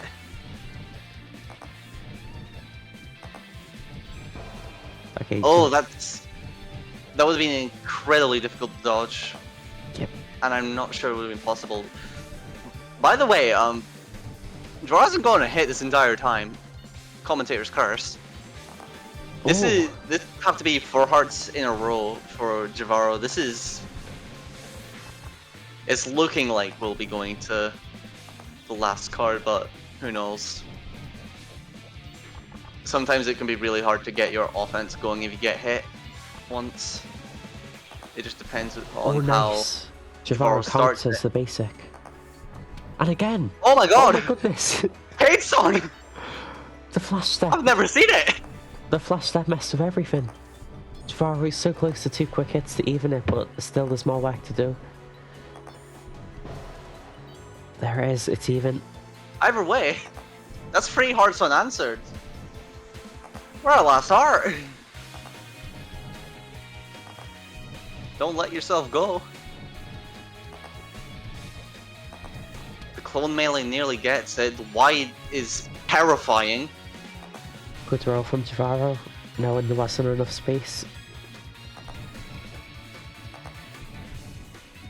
Here we are, min walls. Just where we like to be, you know? Oh, this will be very tough. Never mind, the roll was there. Oh! Diagonal dodging. Jahvaro's scared of that Was an tap AC. unfocused clone usage. Oh, and the stun wave saves Jahvaro at the end. So Jahvaro manages to make the comeback in that card to win the game, and the set 2-1. Very close. 4-heart comeback. Yep. That is the least probable comeback in this game, other than, say, like, a reverse 3-0. Have you ever seen someone win 5 straight games, be up 2-0 in the second set of grand finals, and then lose to a reverse sweep? That was very sad. Well, I've done a reverse 4-heart. I've done that before. Yeah. I've done what Jahvaro just did. That was impressive.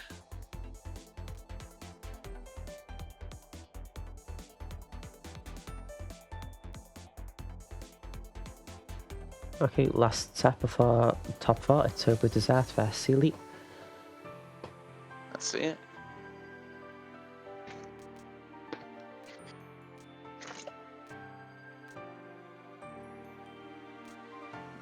They're on the mat.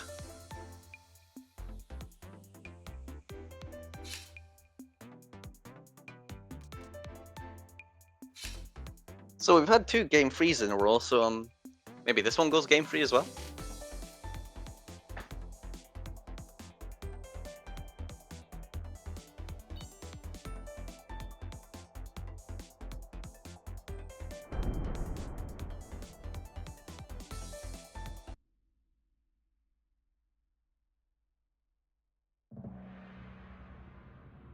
And it is the HUD mirror. Hobo on red Oh, vs no. Celie on green. Commentator's favourite How to matchup. commentate? Someone calling we are dead. That is basic, that is kunai, that is wide. Perhaps soon that will Wasn't be art. vanish.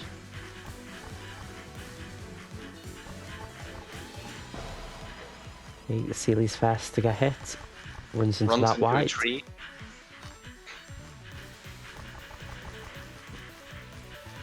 I don't think you can call the red ones trees.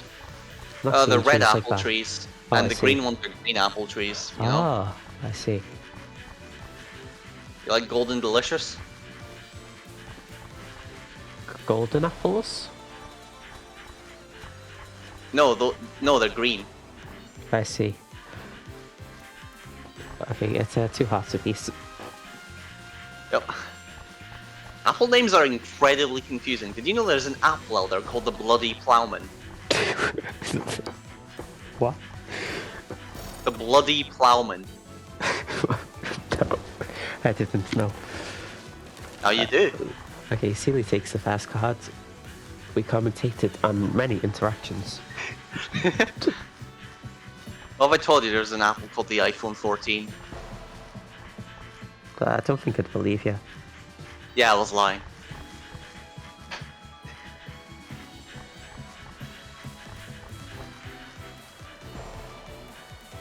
Here we are, 3 hearts to 3. Many trees on the field. This is kind of a battle of like how good your eyesight is. I think there is more to it than that. It's just people who don't play HUD don't understand HUD theory. Maybe can't say much. It's also fast and chaotic. Walls closing in, Celie gets hit, 3 hearts to 2 to Hobo.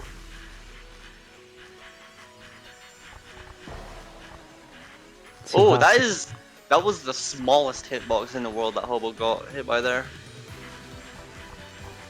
Just grazed a tree.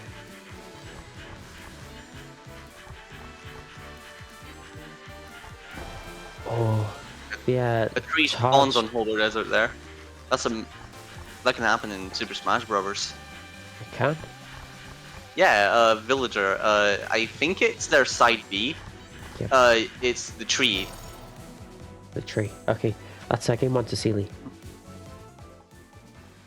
That was a pretty fast first game. Okay, both staying. I'm going to commentate this card. Okay. A basic catches Celie.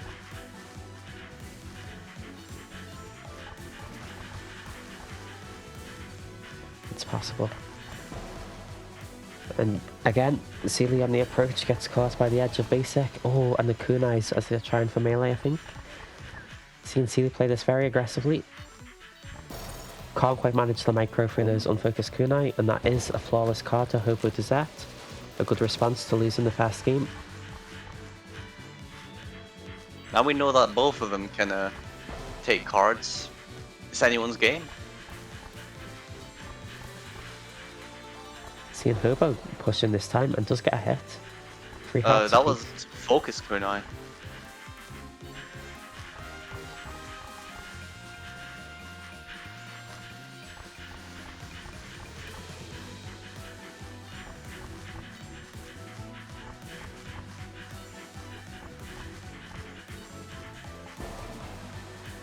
Hit by the wide laser is HoboDessert.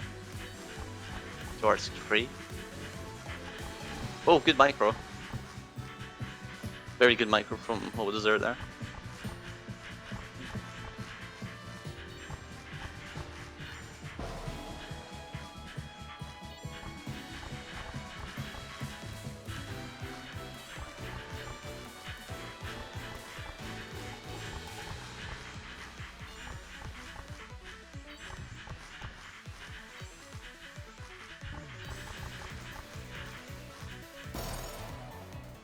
That's a Connect 6. There's Connect 6 in there.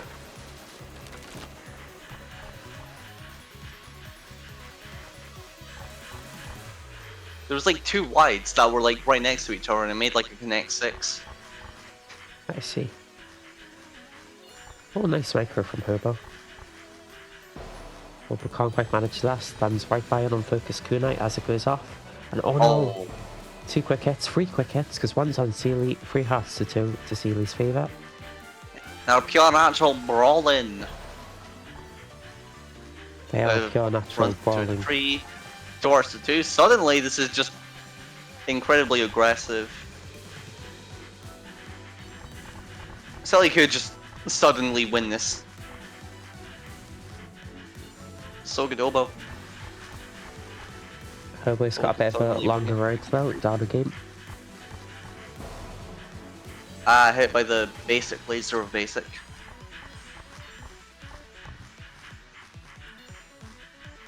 One arc to 2. Chooses to vanish there. And just as Celie comes out of vanish and vulnerability, they get hit. And HoboDessert runs into a tree. Decides to pick some golden delicious apples.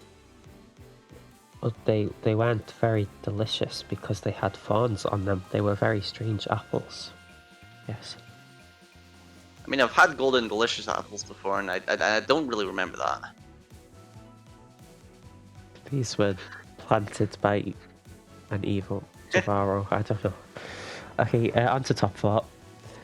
I can't sustain this.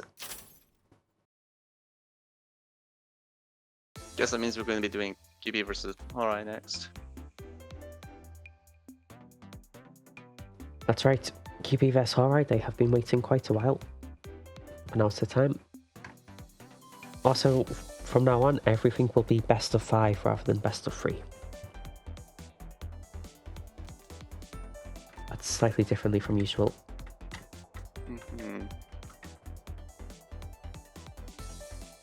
Tournament's been going on for a little bit. And now it's going to go on a little bit longer. Because of the best of 5. It will perhaps go on for 3 games longer. Oh no. Is that including a reset? No, you can't get reset and lose the semis. I thought we were including like the whole bracket. I see. It's only loser semis that's changed. Used to be best of 3, now it's best of 5. Yeah. Hourai says, good luck, have fun. Kewpie's having none of it. Kewpie is only here for the glory of winning. That's their war cry. Gah. Yeah. Maybe that is how you say good luck, have fun in the language of Stormbeast. It could be.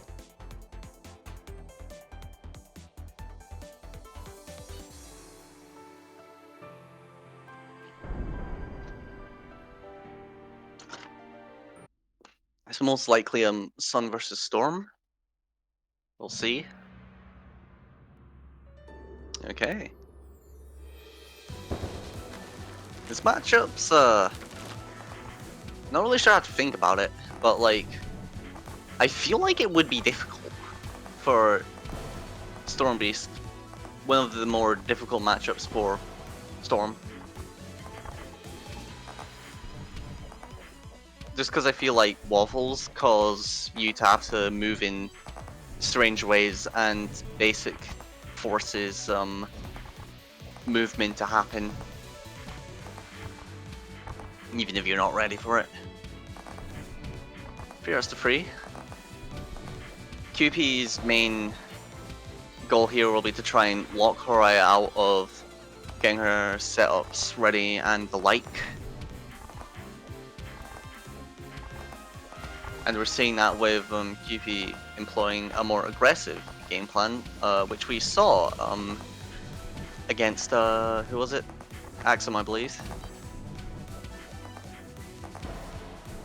And here we go again, locked up against the wall, takes a charged basic towards the 2, and that's a rail cannon. 1 R to 2. Oh, they're taking hits left and right, and wow, the melee doesn't come out in time, and the basic that Hourai sent out takes a hit instead.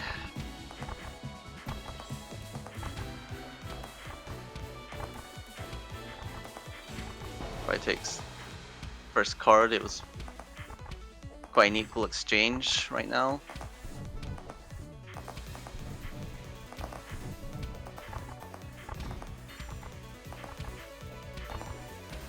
Kewpie moves in, but is pushed back out, and it's mostly a battle of space. And Hourai is winning it. This is a much different version from much different ending than we got with the other card. Wasn't exactly sure how to word that. The autism's coming into play now. I'm socially malfunctioning. Oh no. We've gotten a bit more to a neutral state now. Hourai sees the gap, but the wide that was there caused a bit of issue. Not much issue though, because Hourai takes game 1.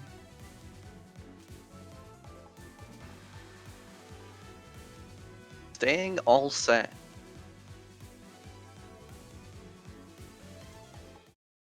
And Kewpie's staying 2.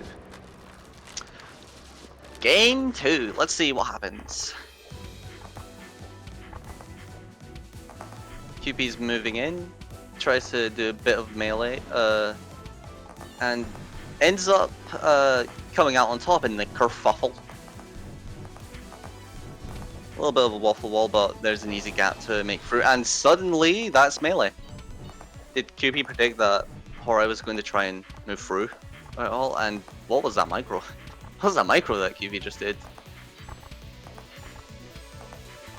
Kewpie has decided to make changes to their gameplay by just deciding to be more aggressive, it seems.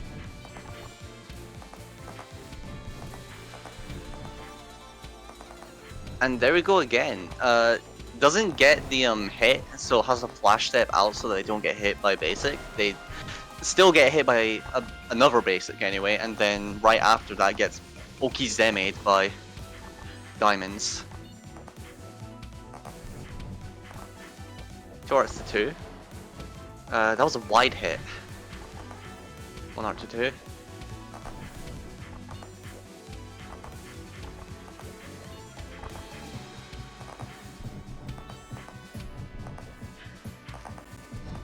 There's no gap that's spawning, so both defensive specials have been used at basically the exact same time. And Horizon that feels the brunt of the attack.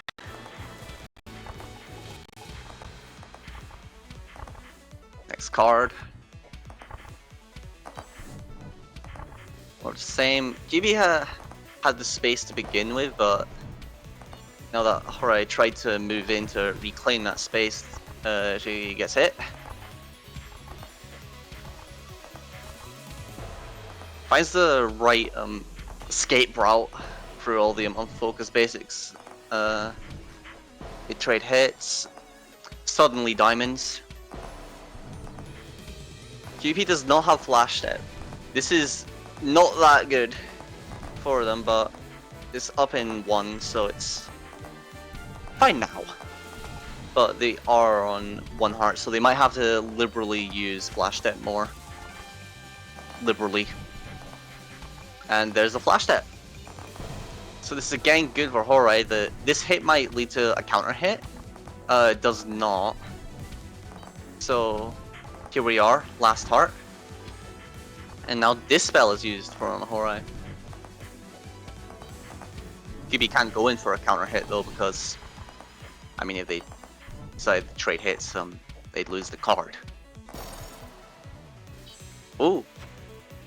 And Kewpie takes game 2. Here we are, 1-1. On to game 3. Our third game 3. However, this is a best of 5, so we were always getting a game 3.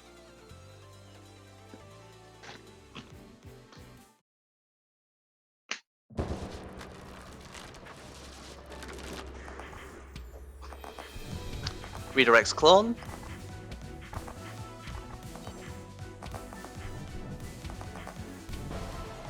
Diamond dashes to redirect clone, and it also ends up hitting Kewpie, which is good. Again, tries to redirect clone. I think that might have been wide. I don't really know. Didn't exactly see what happened. Kewpie gets white spawn on them, but they managed to escape. Again, good micro from Kewpie.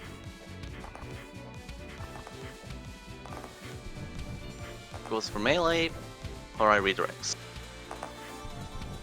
This is what the game is. Hourai essentially gets walled there. It would have been incredibly difficult to find a way out. Just has to use this spell, and it didn't really matter much. They got hit in. And oh, graze against charge basic. Sudden wall, again, has to use this spell. Both defensive specials are out, so this is pure dodging skill right here. And pure getting hit by diamond. Both defensive specials are back. Kewpie, nope, Hourai spots the gap there in the wall and eventually finds a hit. It's like you're trading cards in this game. Call it a TCG. There's a wall of charged basics right now. Might have to just use this spell. Nope, they find a way out. A gap spawns at the bottom and then they just diamond dash out. Still has to use this spell at some point. There's no way to redirect there because clone was backing Kewpie up.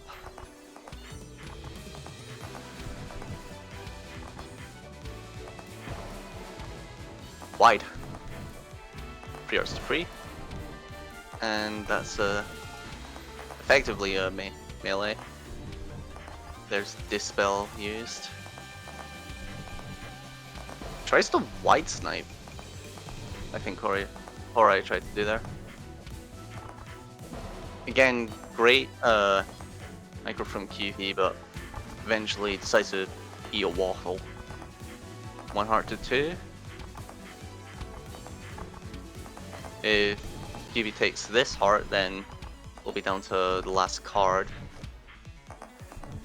And oh, this is looking like a wall, yeah. Not fast enough to escape it. Here's last card for game 3. This is an important one to win because whoever wins this will be up 2 in this set, and that would mean the next game you win would be you into grand finals, winner's side. Kewpie finds a waffle to get hit by, so Hourai starts out with the lead. The spell is used. Again, Kewpie hits wide. This is kind of what I was saying, because wide creates a lot of weird movement that you have to do. It's not that bad by all means, but still, it's weird movement that you have to do, and it's on keyboard no less. Kind of shows how impressive Kewpie is playing this, with how well they're able to dodge it in scenarios. 2 hearts to 2. Oh! Charge basic grazes Hourai there. This is really bad for them. Rushes in to create space, isn't able to redirect the clone fast enough. It's 1-2.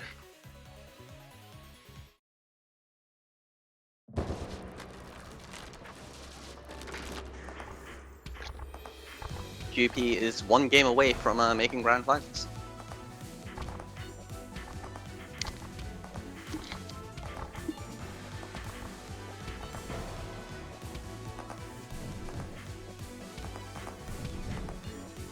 I think Moffa might be dead.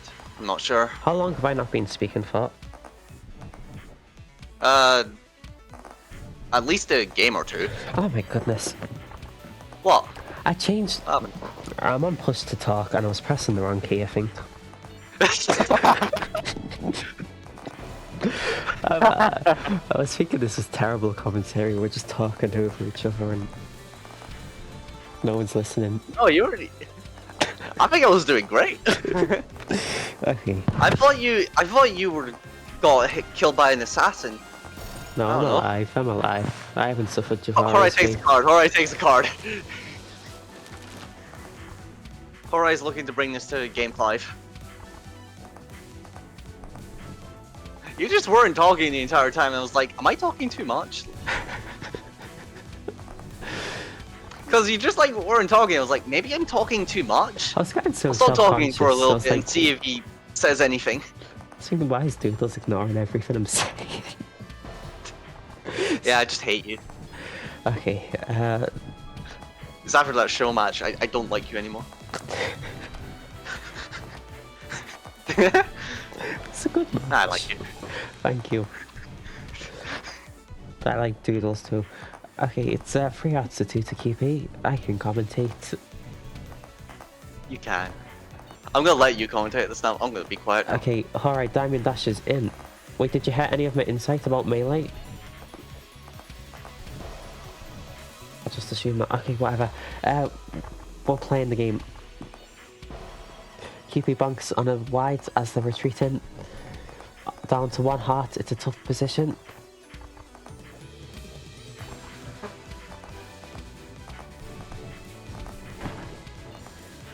In the corner, Hourai manages to escape, but back into the corner. The spell is not on cooldown, that is checkmate, 1 heart apiece. Hourai up a card, however, no longer. I feel like that's twice now that Hourai's gotten hit on her second heart and then tries to quickly rush back to center stage. It makes sense, that's where you want to be. You want to create space, but Kewpie's been just denying it.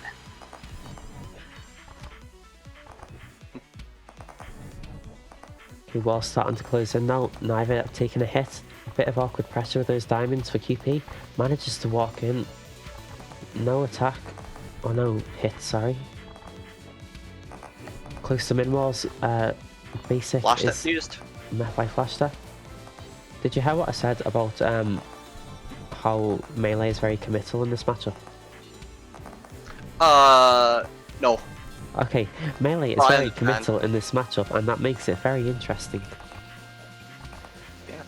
Yeah. So you'll see a lot of times the Storm especially will overcommit with the charge melee basic, and that will be met with the Sun's pressure with the Sun's basic.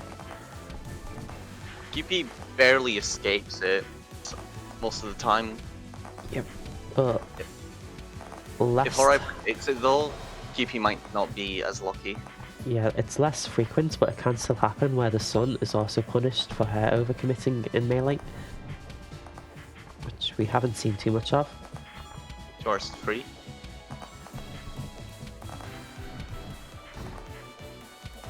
Yeah, gap winner form there. Dispels right. Manages to find the way out into tap wide, and that's just a one basic wall. Hourai's last heart potentially on the winner's side. Needs to take 2 more. Has Dispel, but so does Kewpie have their defensive special. Okay. Threatens melee and then goes for it. Oh my god! Oh my god! The moonwalk! The balls! Oh my goodness! So no fear from Kewpie there. I have another heart. I'm fine with taking a hit here if that happens. that was insane. It's like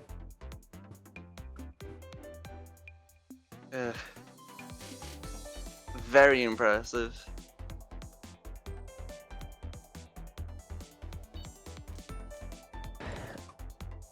so Kewpie punished the punish almost. It seems like Hourai had that.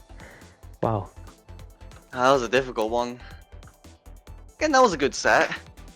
I don't feel like I really commentated it that well, mostly because first of all, you didn't exist for most of it, and secondly, I don't really know this matchup. Saying so many things. Okay, I think before we get on with loser semis, we'll take a quick break because it's been quite a while. Let's copy theirs. Go get water. Yes. Ooh. Okay, goodbye.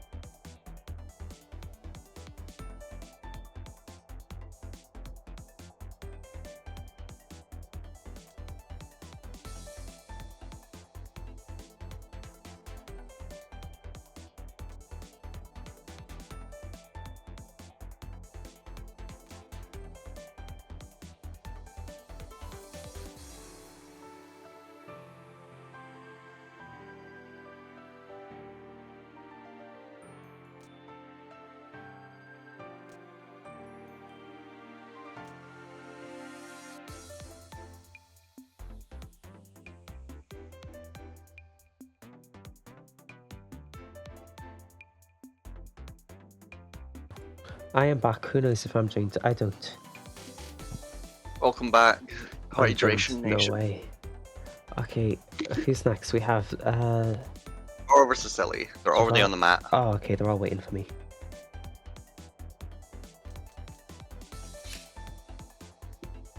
Jahvaro's been dug back out of his grave to fight Celie. He said that Jahvaro said that I'm not going to be able to finish the tournament, so he might have to DQ sometime during this set or maybe the next. I see.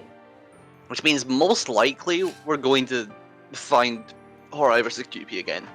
Who knows? Wait, maybe if Jahvaro wins the set, we can bring Celie back from the dead. Maybe. Really? I'm not sure. I'll think about it. Okay. Okay, looks like it's Frost vs Depth. Depth is the comfy pick and spell. Or maybe Frost is the spell and Depth is the comfy pick. Okay, looks like Celie's opting for a sort of Jahvaro-like strategy, just hiding behind Bubble.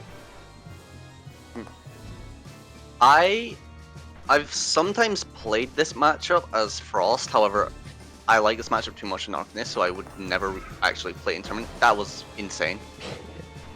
That makes up for the Cade stun he had last time. Yeah, that Cade stun was so unfortunate though. Yeah, but I've played this matchup a little bit as Frost, and I play it completely differently. You did not want to see French style Frost versus Depth.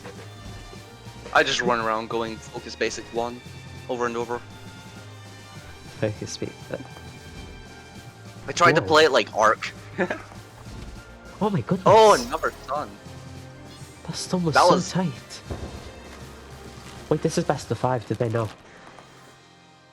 Did they know? Oh no. The stun is met by the expanding wild pool, which catches Jahvaro. Or maybe my internet's dying, who knows? Your internet's dying? I don't know. I kind of got like locked out of a lot of shit there, but I'm back. Okay, I see. I've alt-tabbed back into game. I think I missed out. I think I missed out on a very, very nasty spectator bug. Oh, that's a good stunt. Very sad. Yeah, there hasn't been much spectator bugs for me, at least.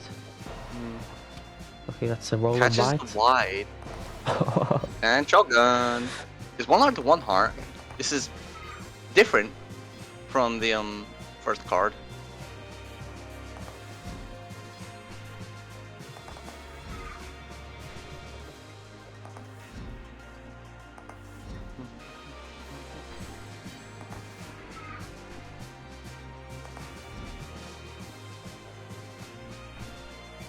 Oh, nearly runs into that wide. There's a gap up top. Always look for your gaps. And Celie can micro it in time. That's got the transition right at the end there. That's the second time a game has ended featuring Celie right as Flashbang appears. Last time Celie won though. This time it's used against them. Clearly someone does not have enough courage. Clearly. Jahvaro leaves the punish until late. That's very mean to do, and I would never do such a thing. Oh my goodness. I've done such a thing. I've accidentally done such a thing. I've done it because I'm just very mean. Oh my god, Jahvaro, I thought he was trying for the revenge hit. Nice. Ooh. Don't usually see such high risk, but Jahvaro falls in stun. My game audio has gotten very quiet for some reason.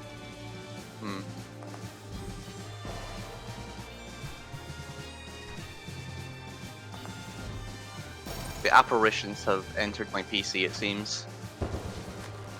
Jahvaro takes the card.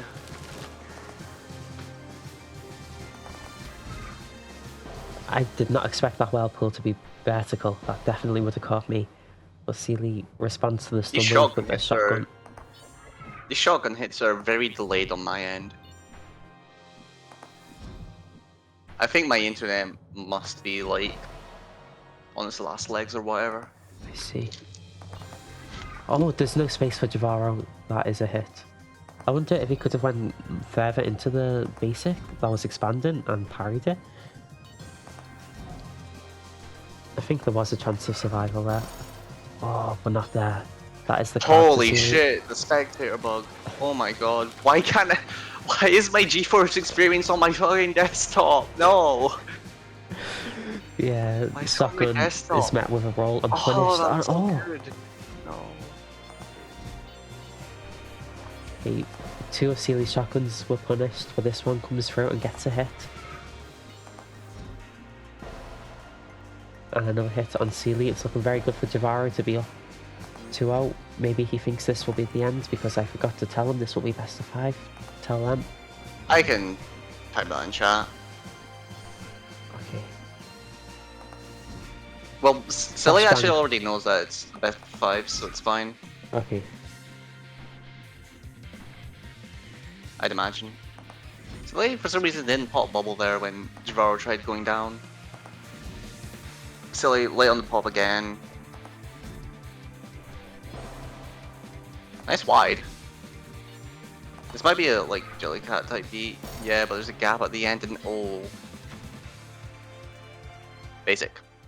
Okay, they know. I might restart my Maiden spell after this set. Who's Fally 49?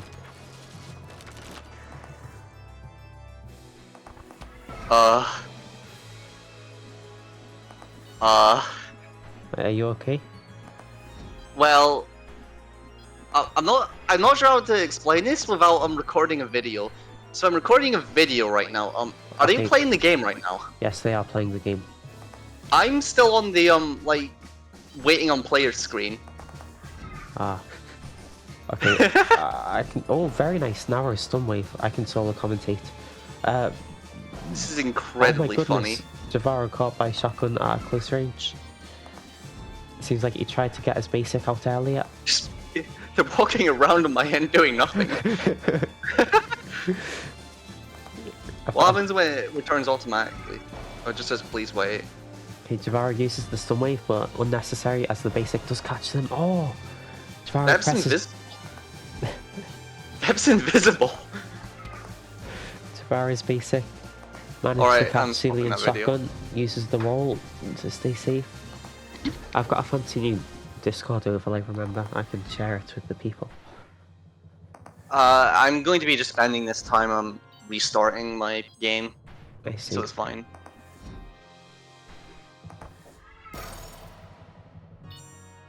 Okay, that is a card to Jahvaro with the wide. Okay.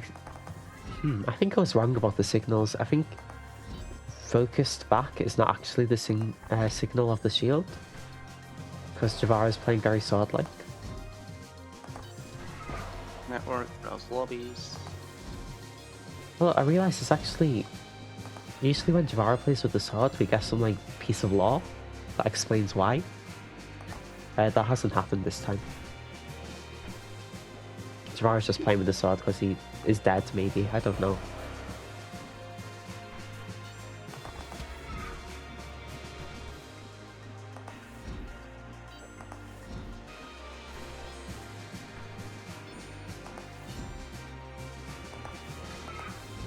Very nice Jellycat.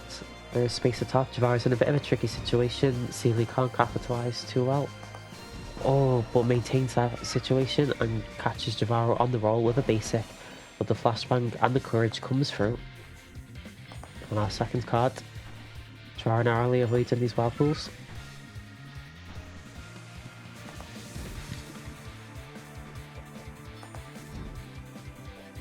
Oh, this is a very tricky situation for Jahvaro, but manages to get out of it, burning both resources, roll and stun.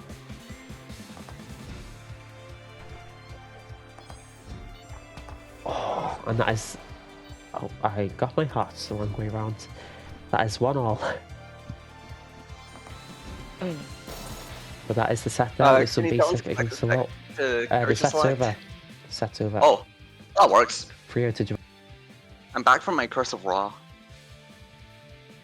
You know when I speak, do I sometimes like not say the final syllable or get cut off? I don't know. That's probably something British. I feel like I'm releasing a push to talkie too early. That doesn't matter. Jahvaro advances to fight Hourai. Never mind. Jahvaro cannot fight Hourai. They are DQing themselves. So sad.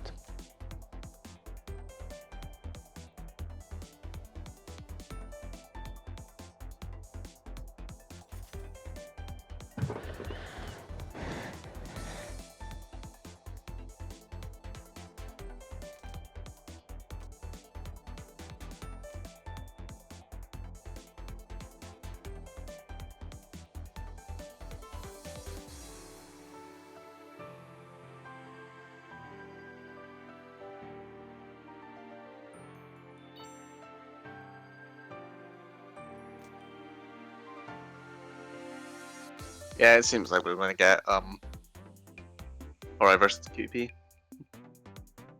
Maybe Jahvaro has to DQ.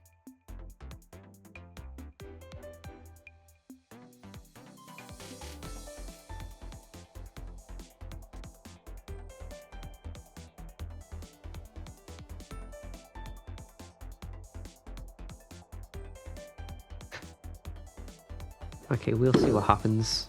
Oops. This is when I say I'll play. Okay, Hourai is playing Jahvaro. Jahvaro might not be able to play the full set. We'll see.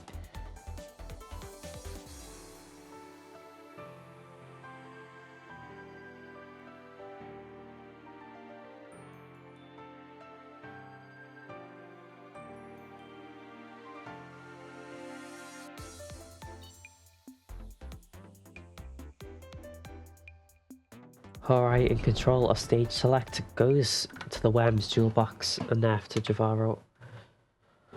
Here's a fun fact: every time that you swap stage in the stage selection screen, your song of choice gets reset to the actual stage theme. So I see. when it went to Drenched Archives, I had to quickly double up so I could get back to the Forever Wound mainspring song. Ah. It's very annoying when it happens.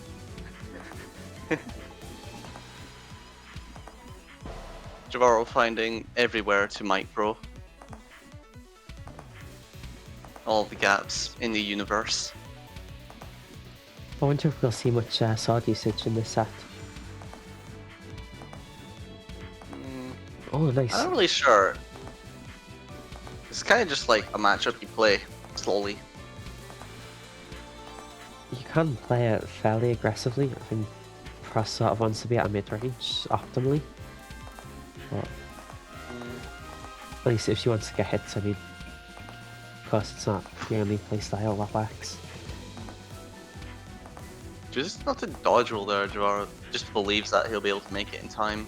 And so Like far, everywhere there. he has been able to. Here we so- are in Wall.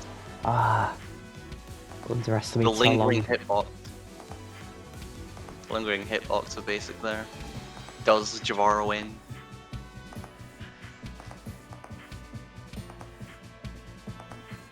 The back of my mouth becoming astonishingly dry. I haven't commentated in a while. He's been walls. And it's just unfocused basic one. Okay. Sometimes that's all you need. Especially if you're not using it too much, it can be good for a surprise. It's incredibly slow is the issue, Yeah, I'd say. and the visual isn't as big, so it looks worse. Oh, nearly a tip This this spell out. saves Jahvaro there. Oh, did it? Yeah. Because I think basic was just about to spawn on Jahvaro, but Ah, I added a spell for something. Jahvaro finds the corner. Hourai is delaying Jahvaro's death so that Jahvaro has a DQ. That's clearly what's happening. Oh wait, no, he's already dead! Oh. I think he resurrects himself for sets. Well, Wait, like, who's the Archimisi's club then? It seems like there's actual setups here for Sun Priestess to just kill Frost at min walls, so it's probably more of an aggressive thing that you have to do at round start, so that you don't really get to min walls, or perhaps Jahvaro's just playing it wrong. I think Frost can survive at min walls, it's just very difficult. Oh. It's held basic too long. Yeah, there was some good play by Jahvaro against that breakfast special, going at the edge of the focus basic and in between diamonds. Frost is an incredibly fast character, you just wouldn't notice it because all of her pressure requires her to slow down to about the speed of a super heavy tank. I've heard that comparison a few times.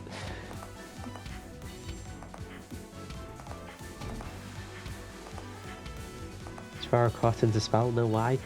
We're approaching min walls, Jahvaro down 2 hearts and a card.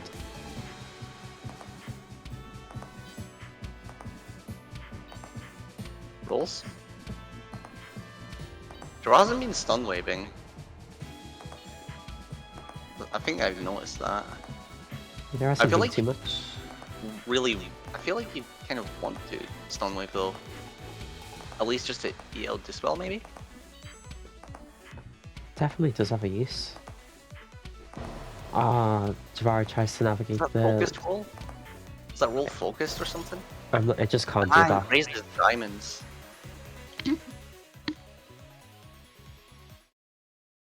You don't have enough time on the roll to get past the full diameter of a pancake, I believe. Well, there's the stun wave on Jahvaro. Now we know that he has that button binded.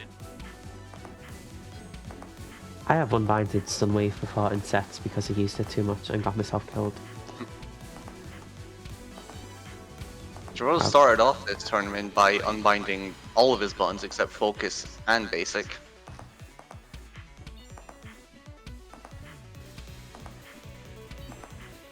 He has been unlocking the moves as time's been going on though, I think. It's like Susanoo from BlazBlue. That is a reference for all of the other Awakening the Chaos fans in the audience right now. Except Awakening the Chaos runs BB Tag where Susanoo was gutted and has none of that cool stuff. Oh. So sad. I've only played Central Fiction. The characters in BB Tag are a lot simpler. Wait, so how much simpler can S get? I haven't played Central Fiction much, so I can't say what she was like there.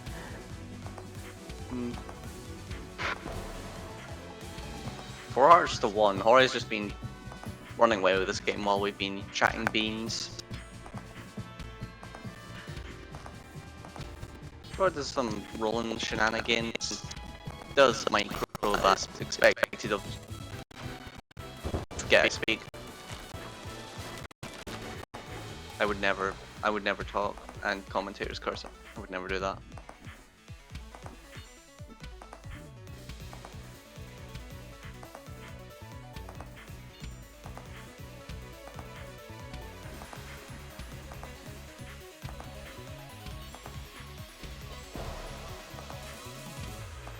Jahvaro gets hit by a wide as he presses his own wide, and oh no! That was Hourai's ultimate on my end. On my end. I saw Hourai's ultimate. There was like 7 basics spawning at once. Oh no. On my end, Jahvaro just rolled into a diamond. Is your end fine? Have you had like any, like, no, full or anything? No, it's been So all it's okay. mine? Yep. Oh, there was Great, then I'll just have a lot of funny clips to show later. Let's go. There was a bit of a stutter there though, actually. We're approaching min walls very rapidly, Not a stutter step. and here we are. Oh, no. Oh, there's Sunday, but Diamond is unbreakable, and the Y just seals the deal. Yeah, against that wall, Hourai's pressure is just too strong. That is 2-0. Twice we saw Jahvaro Cade stun thanks to some diamonds hitting him before he could get the punish. It's quite a sad way to go.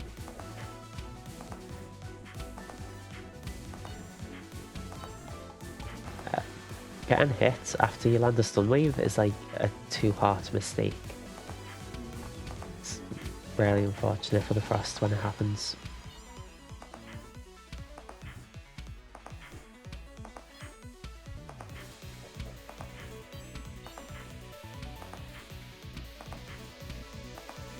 Bro started off this heart by not really pressing basic at all. I guess was looking for the right time to strike, did not find it. And here we are. You know what, maybe Jahvaro just wanted to like go to min walls. Does seem that's the Wanted case. to prove himself.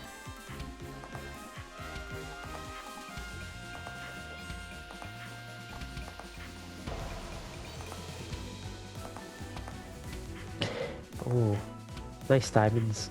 Could have easily caught Jahvaro's roll there, but don't quite. Oh, Hourai against the wall, gets hit by the wide.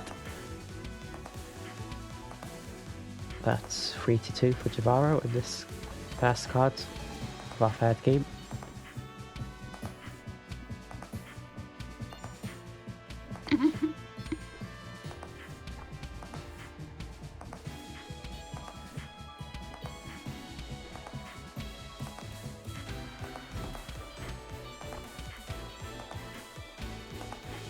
Suddenly doesn't catch out anything there. Ah, this is how you do it. That's how you survive. When basic comes into like hitbox effect, there's actually a moment where it's not actually active, even though it's doing it some animation, and that gives you the moment to move over. I see. 1 heart to 2. This is pretty good for Jahvaro.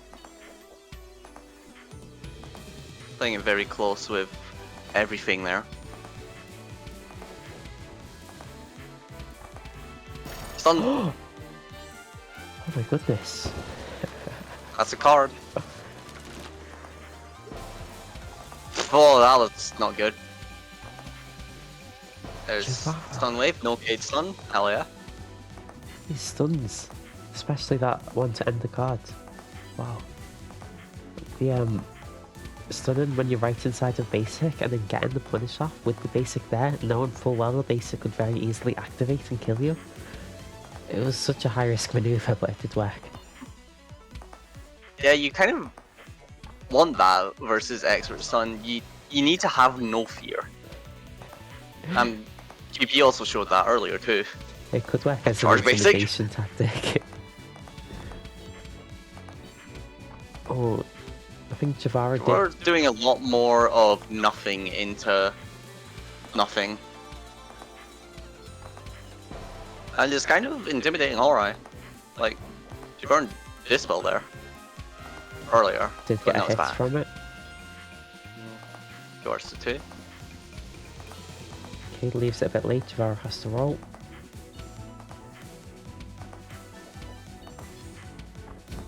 Okay, the stun wave met by Dispel. Jahvaro is starting to actually wide after this spell, so I think he's now trying a little bit more. Hourai's hiding There's behind. wide. Hourai was Nice hiding hit. behind some waffles at mid-walls, but Jahvaro still manages to find an approach. Again, Dispel reaction on the stun wave. Some good pressure from Jahvaro, but Hourai does manages to avoid it. Good dodging.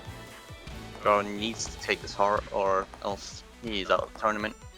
Which I mean, I think he's already fine with. Yeah. But like, a little bit more than a 3-0 there, please. Oh, Might not be what we get though. that's a good catch of the roll from Hourai. Was that a Just going preemptive straight Dispel? It looks like it. Oh, Yeah, I believe so. Jahvaro actually takes it to game 4. On the board. On the board. Not over quite yet. Very nearly was though. Jahvaro's not doing any favours to Big his punch. schedule.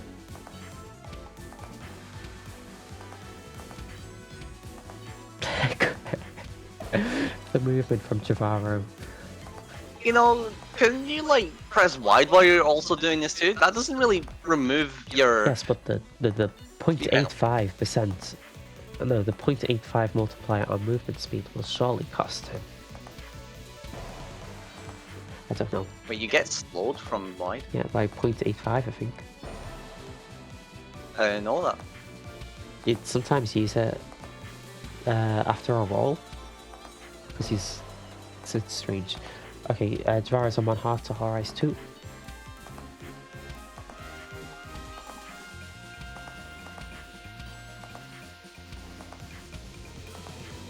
Right, just playing the keep away game with Jahvaro.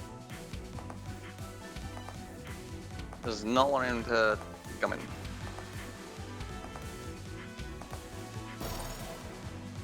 And there we go. That's the card. Another Potentially chance. Jahvaro's last card Yep. of the tournament. Hourai Jahvaro walks in for that focus basic, met by a dispel. But he will soon have Stun Wave available, and there it is. No Ready. dispel this time, on cooldown. Oh, Hourai in a Focus corner. base 1 is basically walling. It can be very powerful when they're against the wall, or in a corner especially. Cause it's I think Jahvaro tried to press the way there, but not sure. I don't think he had it. It was like 0.1 off or something. Course too. Jahvaro is just playing incredibly aggressively. I think he needs to leave now. Whatever he has to do is calling for him. Maybe this is the law reason. Yeah, it's like Master Oogway. My time has come. He doesn't like peacefully ascend, he just rolls into his death. My time has come. Card break sound.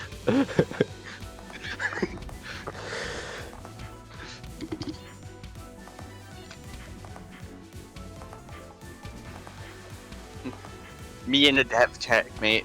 My time has come. Still putting up a One or fight. two.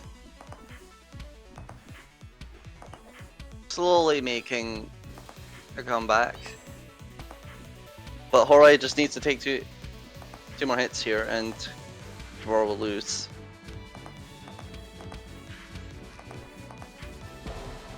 Last There's heart. one. Where's the two? I thought Stun Wave cancelled invincibility then. What a way to end that would be. Oh. And there it is. Barely called by basic. Hourai will advance to get the rematch with Kewpie, 3-1. Jahvaro was able to play out the whole of the tournament. Impressive. Ooh. And now he can do whatever he wants to do.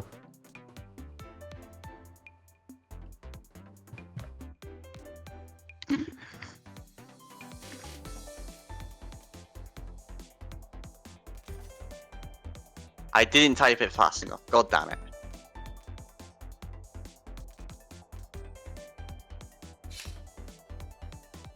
And so we're likely just getting Sun versus Stormbeast again. And this time we'll be able to commentate it in tandem. Hopefully.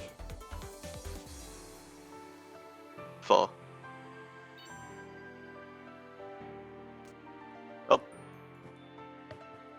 That's an intimidation tactic like Kewpie. Kewpie does act very strangely at round start, I've noticed. Not round starts. Mat tactics? Not sure what you'd call it. It's sort of like very innovative, so there's no name for it. Kewpie tried to do the side swap. Hourai doesn't allow it. They pressed that mat frame 1. There's a reason Hourai has 90% left side.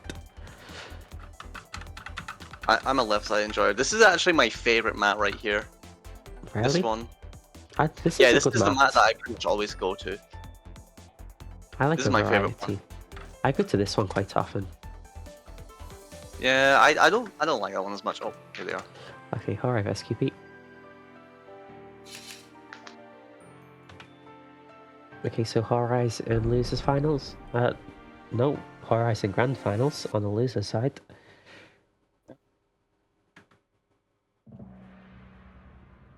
For the anonymous tournament, I actually changed the mat that I chose, so I would actually go to the left side. That's how deep I went into the mind games. I still guessed. I hate you. I mean, I did cheat. 3 versus 3. It's like they started on the second heart. Rail cannon catches Hourai out, so shows the heart. Again, Kewpie trying this very aggressive form here. Barely catches Hourai with that full charge basic. Isn't able to do it again though, so Kewpie takes a hit there, 1 heart to 2. Kewpie navigating really well around these waffles. Ooh, very close there with that rail cannon. Seen Kewpie playing Rail cannon or rail gun? It's rail gun, I think. Oh. Kewpie played that first card in a similar way to how he played against AxemJinx's Red Hoods, with a lot of top basic and then occasional walling to catch them off.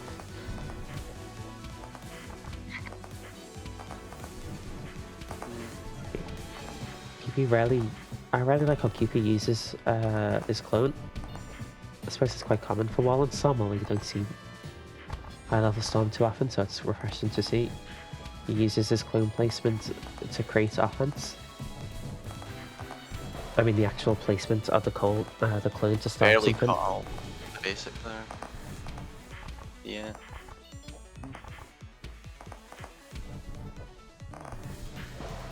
Good job redirecting clone. And Kewpie barely gets hit again by basic. Oh, bit of a Just like wall. on the hit. Oh, Hourai navigates through it. Oh, That clone is on the bottom right corner of the screen. That is an interesting place for it to be. Hourai hasn't gotten hit this card and does not get hit this card. So it's a commanding response from Hourai there. oh, was that? Last card for game 1. That was the smallest suppressor flash step I've ever seen. But it was forced against that anti-melee tech from Hourai. There's nothing there, it just has to press Dispel there. The triple And basic. gets a hit there, a lucky hit. Is able to use the hit invulnerability to move out of that wall. For us to free. It'll be really hard for Hourai to navigate out of this. They do decide to use the spell and it's immediately rewarded with a hit. 4 hearts to 2 in a good position in game 1. Kewpie is getting the walls down. It just needs to do it before Hourai can actually find a way out, like for a hit or Dispel. I think Ooh, charges to basic with Waffle right on them. That's not the best.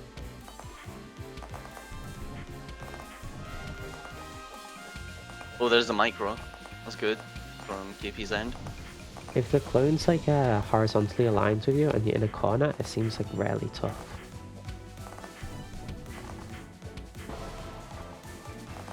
Angles. That's all I gotta say. Kewpie used flash step there, but it just wasn't enough. Wasn't able to find the right place to stay I think and continue aggression. I think they delayed the flash step because they attempted the moonwalk cheeky melee hit. The same thing that ended the last set. Or was it just a random card? Game 1 goes to Hourai. Kewpie grazed against that one. Against that wide.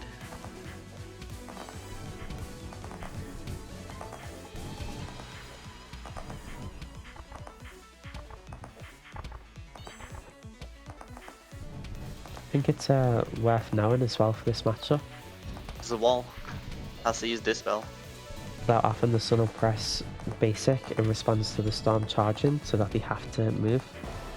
And it makes it awkward for them with the slow speed across. I imagine that must make walling more hard for the Yeah. Storm Beast, but it does divide the Sun's attention between looking at their character for micro and looking at Storm Beast for when they try to charge a basic. Yeah, I suppose that's true. Oh, There's a gap at the top. Avoids the railgun, that's good. yeah, it looks very dangerous for Yeah, Hourai on. with that clone placement. Manages to escape. Dispel fast. Go. Oh, Onto really one good heart. tap B6. That is. And the there you tap. go. Hourai tries to diamond dash to center stage, and Kewpie calls it out.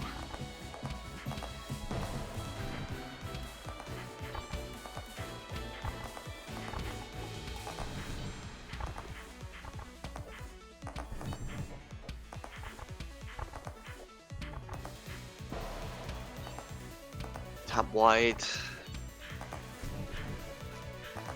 It's not a good start for Kewpie. But we've seen a 4-heart come back before. It can happen. Seen quite a few from Kewpie as Or well. redirect. Not this time. It's not in the cards today. Maybe There's a it's... clever joke there with the life system in this game being cards. I see. I was gonna say it could be an Last later card. card, but they're expanded. Hmm. It's so sad they won't get to expand it now. Alright, continues the streak of taking hearts off of Kewpie. Oh, the moonwalk catches Hourai. Only 5 at max, it seems. Could it be more? I don't really remember. Forced out flash type there. 3 hearts to free. Yeah, it could have only been 5. Because Kewpie must have taken the last cards before that. Yeah, that makes sense. Okay, oh, top wide catches Kewpie. Pretty good heart advantage for Hourai. Oh, and that's a pretty good game There it is. advantage for Hourai. 2-0. You know what's commonly said about Kewpie though is that they like slowly get better as the set goes along. They are a winder-upper at. They're like a car's turbocharger. It has to wind up the spools first. It's a car's turbocharger winder-upper at. Yes, those are the spools. That's Kewpie. But maybe Hourai's a car's turbocharger winder-upper. Car so- thief. That works better, I suppose. Hourai the car thief. One. Hourai the Absolute car height, thief that's steals 4 hearts.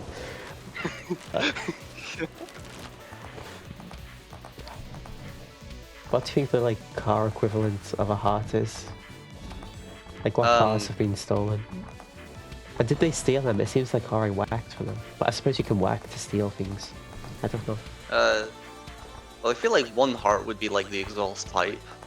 The upper Okay. would be the radiator. Maybe the windshield as well. It's like some hearts are just much more important. And then like wheel. Wait, no, there's 4 wheels on the car. Oh yeah, It's not that's true. simple. Okay. Alright, the Kewpie- car. While we're talking about the car analogy, Hourai is about to reset the bracket. That's like at least 8 straight hits from Hourai. I wasn't counting the last game, so this could be a flawless game from Hourai. Like Kewpie's at the GTQ tournament. That might be impressive. Oh no! No! How dare you, commentators curse? Like, I would Sorry. never do that. I've done it once. Leave me alone. Ah, Yeah.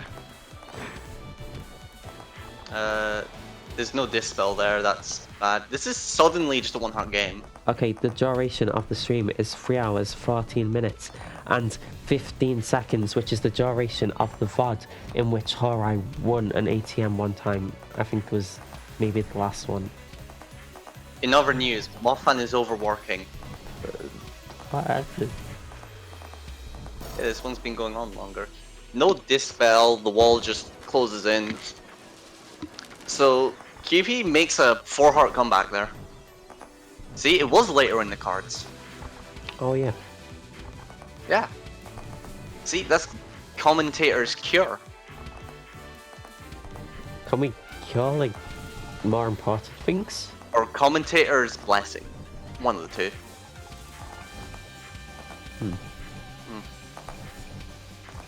Well, either way.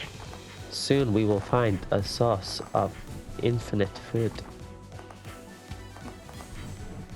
There's 4. The wall's closing in. It's now at a square resolution. Here we are, 3 hours to 3. Oh, there could have been a gap there, but it was going to be incredibly difficult. It doesn't really matter either way. Alright, got the hit.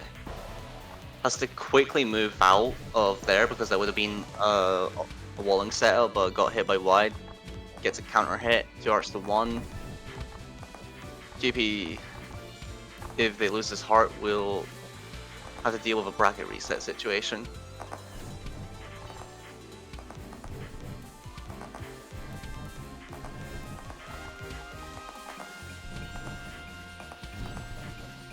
Uses Dispel. The melee attempt does not work out. Oh, nearly! Just not Quite enough space. nearly makes it work, Oh my but it goodness. doesn't. The movement from Hourai. And that's another basic. That's a reset. 3-0. That was a climactic ending. Wow. That got really scary at the end.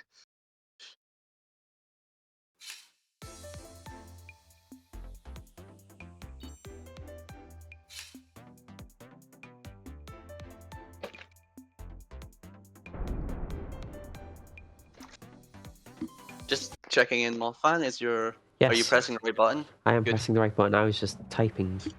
Uh-oh. Oh. It's Storm B. This is allowed because we are on blind pick currently. Yeah. Oh, what movement! Hourai navigating through those Right. charge basics. I love Hourai's movement so much. It's really good. It just feels like she makes the correct decision every time. Even when It's the like Moo in that decision's way, you know. very hard to make. When Moo is forced to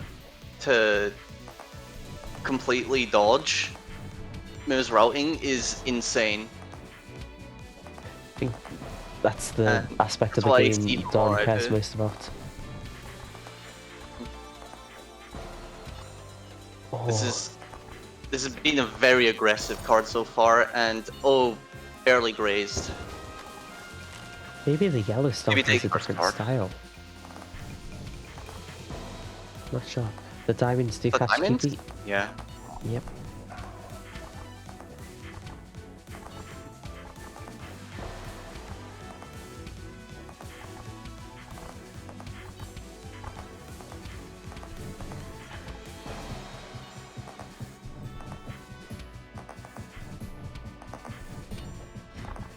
Hourai's looking for the free peak.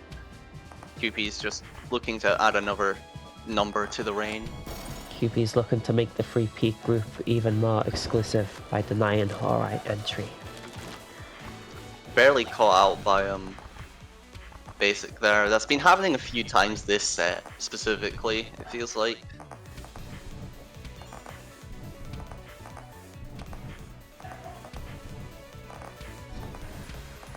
Hero Wooferton. That's how you know I'm pressing the right key.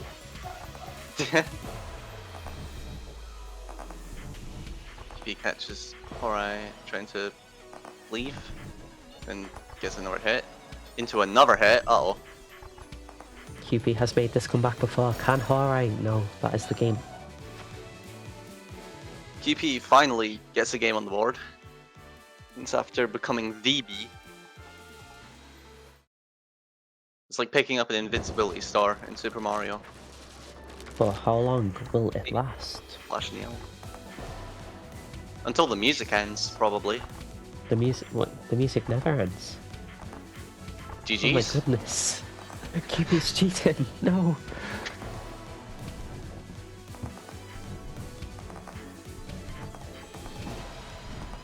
Ooh! Double Got out hit. there. Both on 2 hearts now. It gave Hourai some time to reposition, which is good.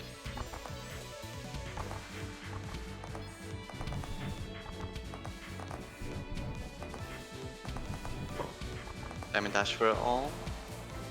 Kewpie If he comes gets in on quite a... wide there, is There's a bit of a looking wide good. snipe. Looking good for Okay. Hourai. Kewpie against the wall. I Here we thought are. that diamond spam would catch them, but no, we're on 1 heart a piece.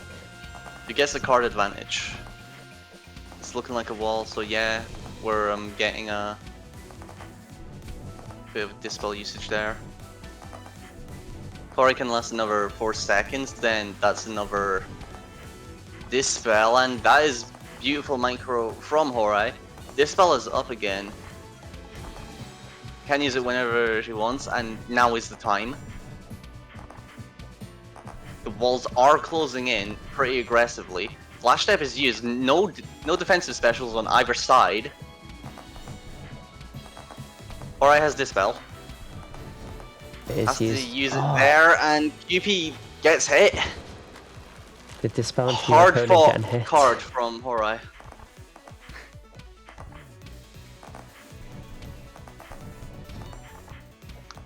Oh, that's a quick dispel usage there. That's not really that good, but if you don't get hit in the process, then it's no harm, no foul. Flash step forced by some anti-melee from Hourai. Well, anti-melee is actually still just melee. A tap wide catches Kewpie.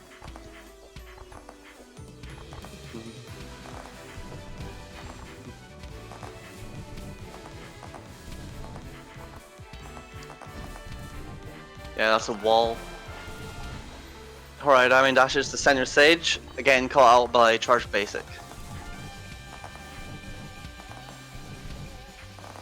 Not really sure if there's much else Hourai could do in that kind of situation though. If you go up, then it's like, I mean, the wall's just gonna come again. Oh, the tap That's even diamonds hit. to catch.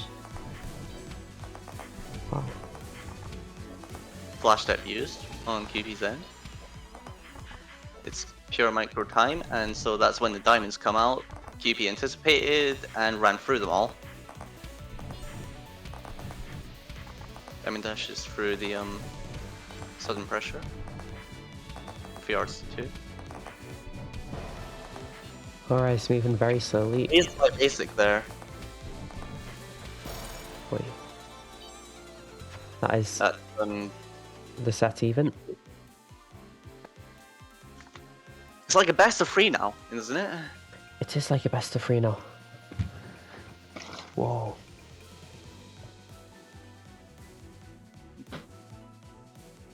Both Doodles. players have shown that they can win in the bracket reset, so it's anyone's game. It's a 3-set final. Wasn't actually able to redirect clone there, but still managed to escape the clone shenanigans either way. Alright, takes the first hit, and the second hit holds flash step for too long. Was that tap basic slightly preemptive from Hourai? Well, all basics are tap, but That diamond dash had nothing to it.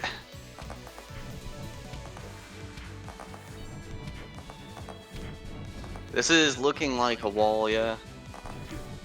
Hourai prefers to just dispel out of there. I think it was a gamble if there was any gap at all, and even if there was a gap, it would have been There very definitely difficult to was. get It was, I'd say, a fairly big one, but it might have been easy to plug for Kewpie, so dispel is just kind of a safer option.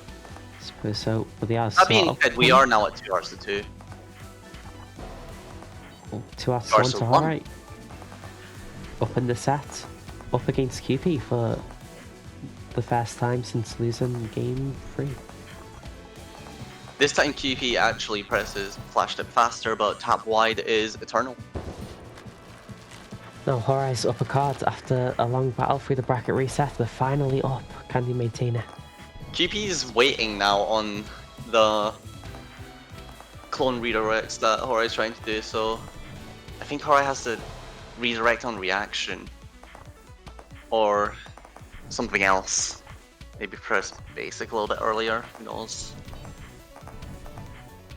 Not sure if that's exactly what they're thinking about at the situation. Maybe Kewpie isn't even. Maybe it's just unlucky, who knows. But that's what I see. And the commentator is just meant to prattle on. Prattle. Oh, Hourai, Use the spell. Icartia, she uses the spell, sort of forced into it. Makes it to Ooh. center stage without an issue until then. Yeah, that's a really good clone placement from Kewpie. Oh no. Oh, wide hit. The government mandated wide.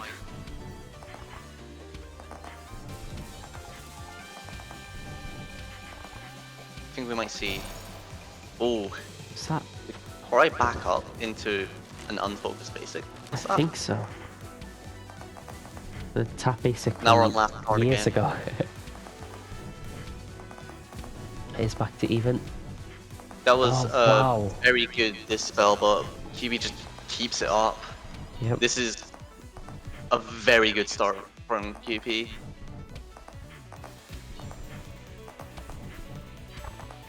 I mean, we just saw Kewpie win from this position though, so back when Hourai had 4 hearts against Kewpie's 2, so Hourai can mirror the result.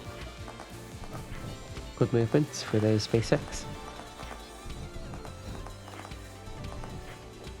Still, Kewpie tries forming a wall out of it and gets dispel out of the way. It's really impressive how much control Kewpie has at such a high speed when pressing wide. Kewpie just barely didn't get wide sniped, but it didn't really matter in the end because he still got hit. There's nothing there. There's no gap on the wall. 1-3. Or diamond dashes to the centrish stage. And manages to ban Kewpie's flash step. It's pretty good, but it's looking like no, we're not going to be using dispel. The unfocused basic gives a gap for Hourai to save dispel. That was a cheeky half charge basic. How And there's Hourai dispel. do this? Oh my goodness! Oh my god! Just barely surviving, hanging on by a thread. There's nothing here though. Kewpie is just everywhere. Even with such play like that, it's not enough. Kewpie 2-1. Can Hourai stay in it? Can Kewpie win? Who knows? We'll see. We'll know in the future probably. Even if you don't win, forcing someone to work as hard as they can eventually leads them to a break.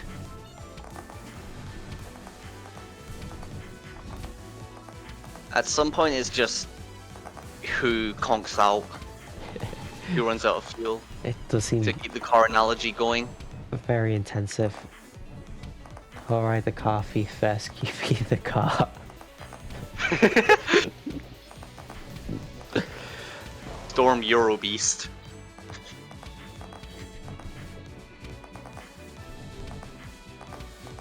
Free arts to free. There's a nice bit of wallage going on here. Forces the dispel out. Chooses to dispel early. Oh, that was cheeky. Still gets hit trying to go through clone.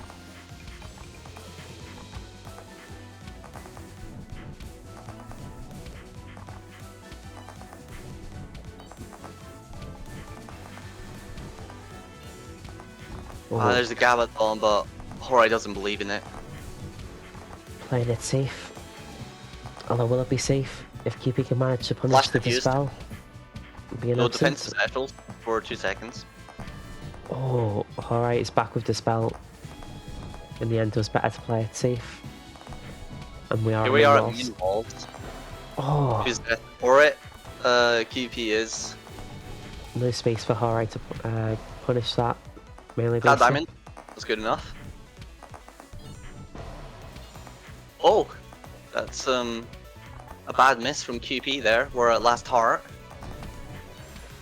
Dispel used. The field is quite open. It hasn't been this open in a while, and that's oh god. Holds flash step too long. You've got to learn to stop stressing Twice when now. it's alright. She can make this. I'm trying to keep up. I don't care how dry my mouth gets. I'm gonna talk. That's what I came here to do. Hourai again with the card lead. I think she's had the card lead like 3 times this bracket reset. Can't quite remember. Oh, isn't able to sneak past clone there.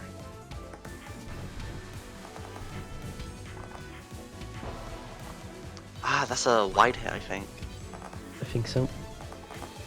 It's still doable from this distance. The diamond dash was definitely necessary there. That was a beautiful diamond dash, wasn't it? And this is a dispel. Makes it to the center stage. That's good.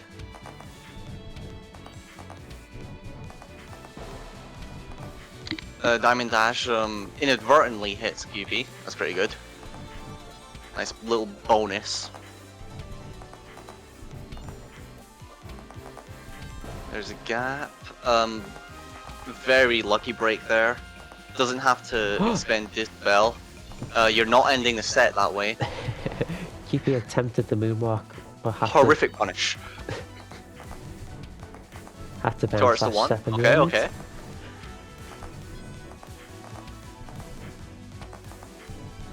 Is this game 5 if Hourai takes this? It will be, yes. Game 5 of our final set. That's game 5. And looks like we're going to it. The game of champions. So now this is our Will the third free set. peat go? Will the free peat go through? Or will Kewpie defend? This is our third set, and it's all being decided by a single game now. This will be our last game The rest of of the the tournament. tournament didn't matter. All to earn It a did right matter. to play this match. And starts off with wide.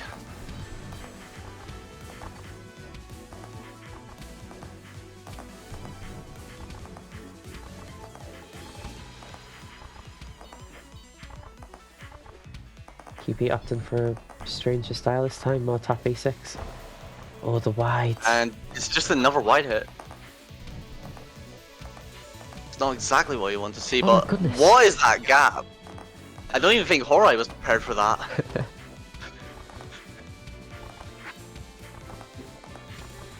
That's that Jahvaro kind of dodge. That was ridiculous. And it's another wide hit. That was like 3 or 4 wide hits. It's not exactly a good start, but you only need 1 card to win.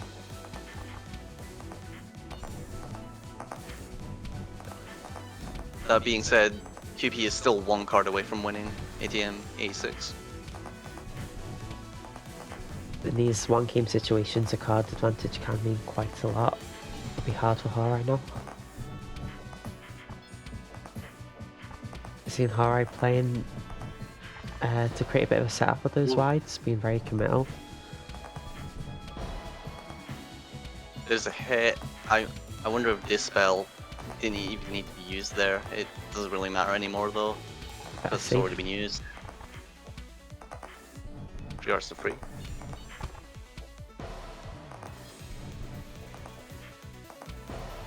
Oh, Uh-oh. 1 heart, last chance for Diamond Dash Hourai. to center stage, caught out by Basic. There is a gap. Here we go again. Hourai uses the spell to be safe.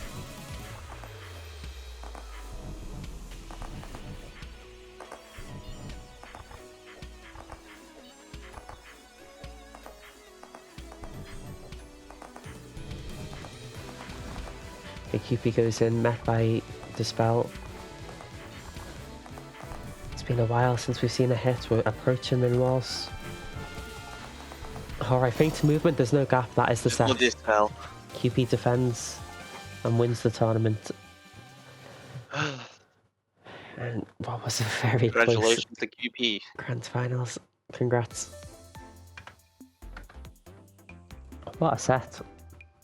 That was a good one. It's a really good one. Hourai got the losers final buff, where she had the momentum to start with, but Kewpie was able to bring it back in the end in a very close game 5.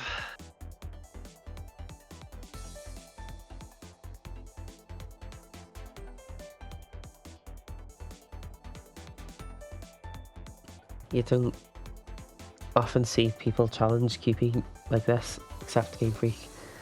Hourai put up such a good fight. Wow.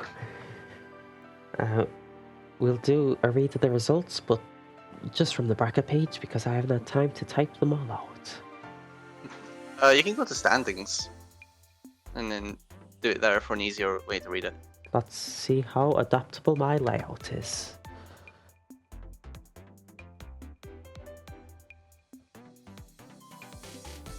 It's probably not adaptable enough.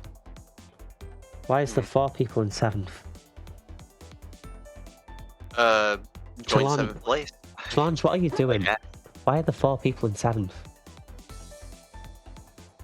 This is going to be a pretty big top 8 graphic. Challenge, there's 2 people in 5th, 2 people in 6th, 4 people in 7th, and 1 in 8th. Challenge, this is a 13-person tournament, and you're saying everyone made top 8. It's really funny. What's going on? Okay, challenge is nonsense. We're not doing this. I'm coming backwards. 1, 2, 3, 4, 5, 6, Okay, 7. I'll read it off the bracket. We'll just do top 8. In Jinx 7th, we do not have 4. We have 2 people. We have Itu, 322, and Fally. Winners of Spellbound 10, 9 and 10. Oh, no, sorry, 10 and 11. What am I saying? The second and third of this season both started around the same time. It's good to see them both here, playing and doing so well. In 5th place. Celie vs. Fally was my favourite set. No, that was good. That's Yeah. a good campaign. In 5th, we have HoboDessert and AxemJinx. 2 people who both played HoD actually, but Axem played a bit of a mix. Couldn't quite make it versus Jahvaro on the Storm Beast. Hobo beat by Celie in the HoD mirror to end it. In 4th place, we have Celie. Lost to Jahvaro in Depth vs Frost to end it. Did quite well. Got some very strong wins, had a good losers run. Beating BBHood, Fally and Hobo. 3 very strong opponents. It's quite a good way to go. 3rd place, of course, Jahvaro. Watching Jahvaro is always... It's always very strange, but it's always very fun. It was good having him. 2nd place, of course, as we just saw, Hourai. Exceptionally well fought against Kewpie. It was so close. I think that's one of the best grand finals I've seen in a little while. It was really, really good. And 1st place, of course, congrats. The 1st seed is Kewpie. Lost the set this time though. Thanks everyone for coming. It was fun.